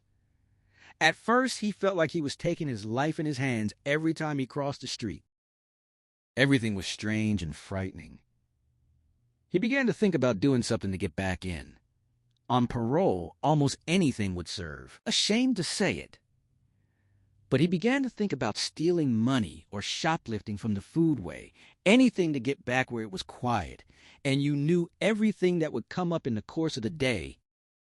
If he had never known Andy, he probably would have done that. But he kept thinking of Andy spending all those years chipping patiently at the cement so he could be free. That made him ashamed, and he dropped the idea again. Someone could say Andy had more reason to be free. A new identity and a lot of money. But that wasn't really true, because Andy didn't know for sure the new identity was still there, and without it, the money would always be out of reach. What Andy needed was just to be free. If the narrator kicked away what he had, it would be like spitting in the face of everything Andy worked so hard to win back. So what he started doing on his time off was hitchhiking down to the little town of Buxton. Early April 1977, the snow just starting to melt off the fields, the air just beginning to be warm, the baseball teams coming north to start a new season, the only game he was sure God approved of. On these trips, he carried a silver compass in his pocket. A big hayfield in Buxton, Andy had said. At the north end, a rock wall right out of a Robert Frost poem. Somewhere along the base of that wall, a rock that had no earthly business in a Maine hayfield. A fool's errand, the listener might say. How many hayfields in a small rural town like Buxton? 50? 100? Speaking from personal experience, he'd put it even higher, adding in fields now cultivated that might have been hay grass when Andy went in. And if he found the right one, he might never know it, because he might overlook that black piece of volcanic glass, or more likely, Andy had put it in his pocket and taken it with him. He agreed. A fool's errand, no doubt. Worse, dangerous for a man on parole, because some of those fields were clearly marked no trespassing, and they were more than happy to slam your ass back inside if you got out of line. A fool's errand, but so was chipping at a blank concrete wall for 27 years. And when you were no longer the man who could get it for you and just an old bag boy, it was nice to have a hobby to take your mind off your new life. His hobby was looking for Andy's rock. He'd hitchhike to Buxton and walk the roads, listening to birds, the spring runoff in the culverts, examining bottles the retreating snows had revealed, all useless non-returnables. The world seemed awfully spendthrift since he went in, and looking for hayfields. Most could be eliminated right off, no rock walls. Others had rock walls, but his compass told him they faced the wrong direction. He walked these wrong ones anyway. It was comfortable, and on those outings he really felt free, at peace.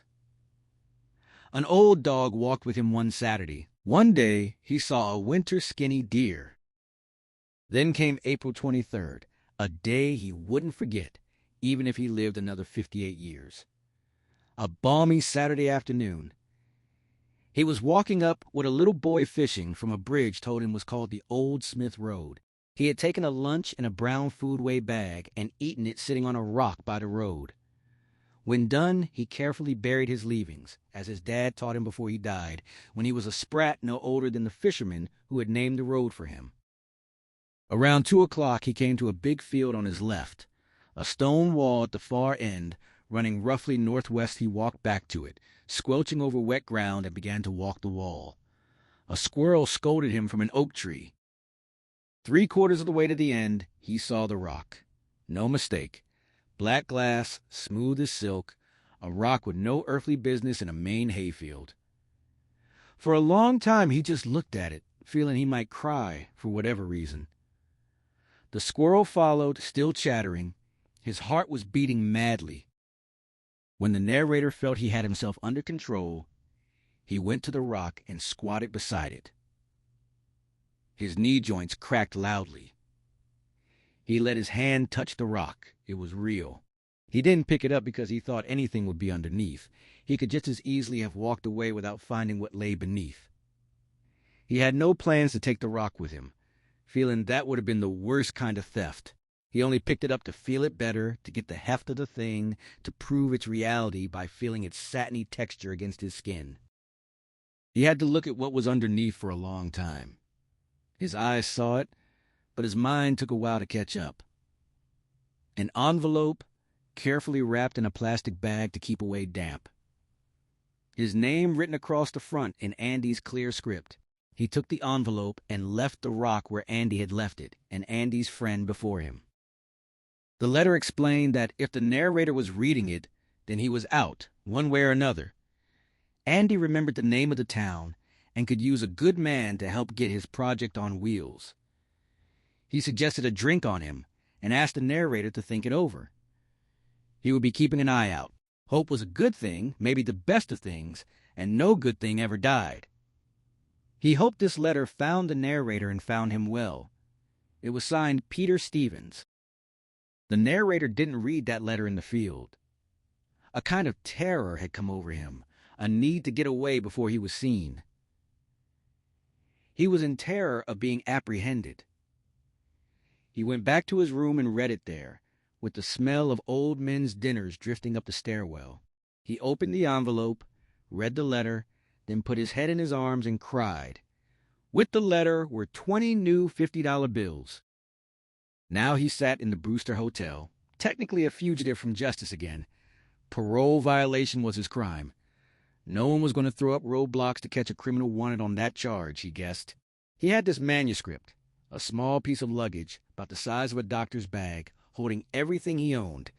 1950s, 410s, a 5, 3 1s, and assorted change. He had broken one of the 50s to buy this tablet of paper and a deck of smokes. He wondered what he should do. But there was really no question. It always came down to just 2 choices: get busy living or get busy dying. First, he would put this manuscript back in his bag, buckle it up, grab his coat, go downstairs and check out. Then he would walk uptown to a bar, put that $5 bill down in front of the bartender, and ask for 2 straight shots of Jack Daniels, one for himself and one for Andy Dufresne. Other than a beer or 2, they would be the first drinks he'd taken as a free man since 1938. Then he would tip the bartender $1 and thank him kindly. He would leave the bar, walk up Spring Street to the Greyhound Terminal, and buy a bus ticket to El Paso by way of New York City. When he got to El Paso, he would buy a ticket to McNary.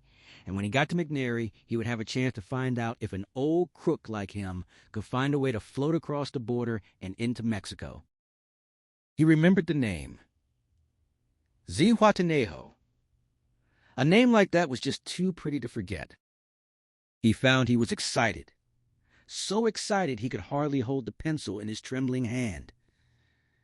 The excitement that only a free man could feel. A free man starting a long journey whose conclusion was uncertain. He hoped Andy was down there. He hoped he could make it across the border. He hoped to see his friend and shake his hand. He hoped the Pacific was as blue as it had been in his dreams. He hoped. The end. Thank you, truly, for staying with this story until the very last word. Now, let's talk about what happened after the page turned. The Shawshank Redemption began not as a novel, but as a quiet what if. Stephen King, already famous for The Shining and Salem's Lot, found himself wondering, what would it take for a man to spend nearly 3 decades inside a prison without losing his soul? The answer came from real-life escape stories, old prison magazines, and a deep philosophical question about hope versus endurance. Writing it wasn't easy. King has admitted this novella nearly didn't happen. He was struggling with burnout and alcohol dependency in the early 1980s. But Different Seasons, the collection that houses this story, became his way of proving he wasn't just a horror writer. The themes here, friendship, institutional corruption, quiet rebellion, are told through a gentle first-person narration from Ellis Red Redding, a voice that feels confession-like and profoundly human. King later explored similar ideas of wrongful imprisonment and redemption in works like The Green Mile. When director Frank Darabont discovered the novella, he didn't just adapt it, he fought for it. The 1994 film, The Shawshank Redemption, faced brutal production challenges, a demolished prison set that had to be rebuilt, freezing Ohio winters, and a title that confused audiences. Casting Tim Robbins as Andy Dufresne and Morgan Freeman as Red, despite Freeman's character being written as Irish, became a legendary decision. In fact, Freeman wasn't the first choice. Clint Eastwood and Harrison Ford were considered. How faithful is the movie? Surprisingly so. The film preserves the novella's soul, but changes exist. The warden's corruption is deepened. The infamous sisters subplot is softened. And Red's ambiguous ending in the book becomes the hopeful Zihuatanejo finale audiences know today. Darabont also removed entire characters and streamlined decades into visual poetry. Behind the scenes, one fun fact stands out. The rock hammer Andy uses took 6 weeks for props to design. And that rain-soaked freedom shot? Robbins was actually hypothermic during filming. Here's a hidden detail. In the novella, Andy never carves Rita Hayworth into his cell wall. The title refers to a poster that changes over time, from Hayworth to Marilyn Monroe to Raquel Welch, marking the passing years. The film lost all 7 Oscars it was nominated for in 1995, but tonight it sits at number 1 on IMDb's Top 250. A slow, beautiful redemption. Fitting, isn't it? The original novella still holds layers the screen couldn't capture. If you want to feel the weight of every decade inside Shawshank, King's prose is waiting. If this retelling touched something in you, consider subscribing. Not because algorithms demand it, but because stories like this deserve to be shared. Leave a comment with your interpretation. Was hope Andy's weapon or his innocence? All thoughts are welcome here. And if you know someone who needs to hear that freedom begins in the mind before it reaches the walls, share this story with them. Thank you for listening. Until the next story finds us.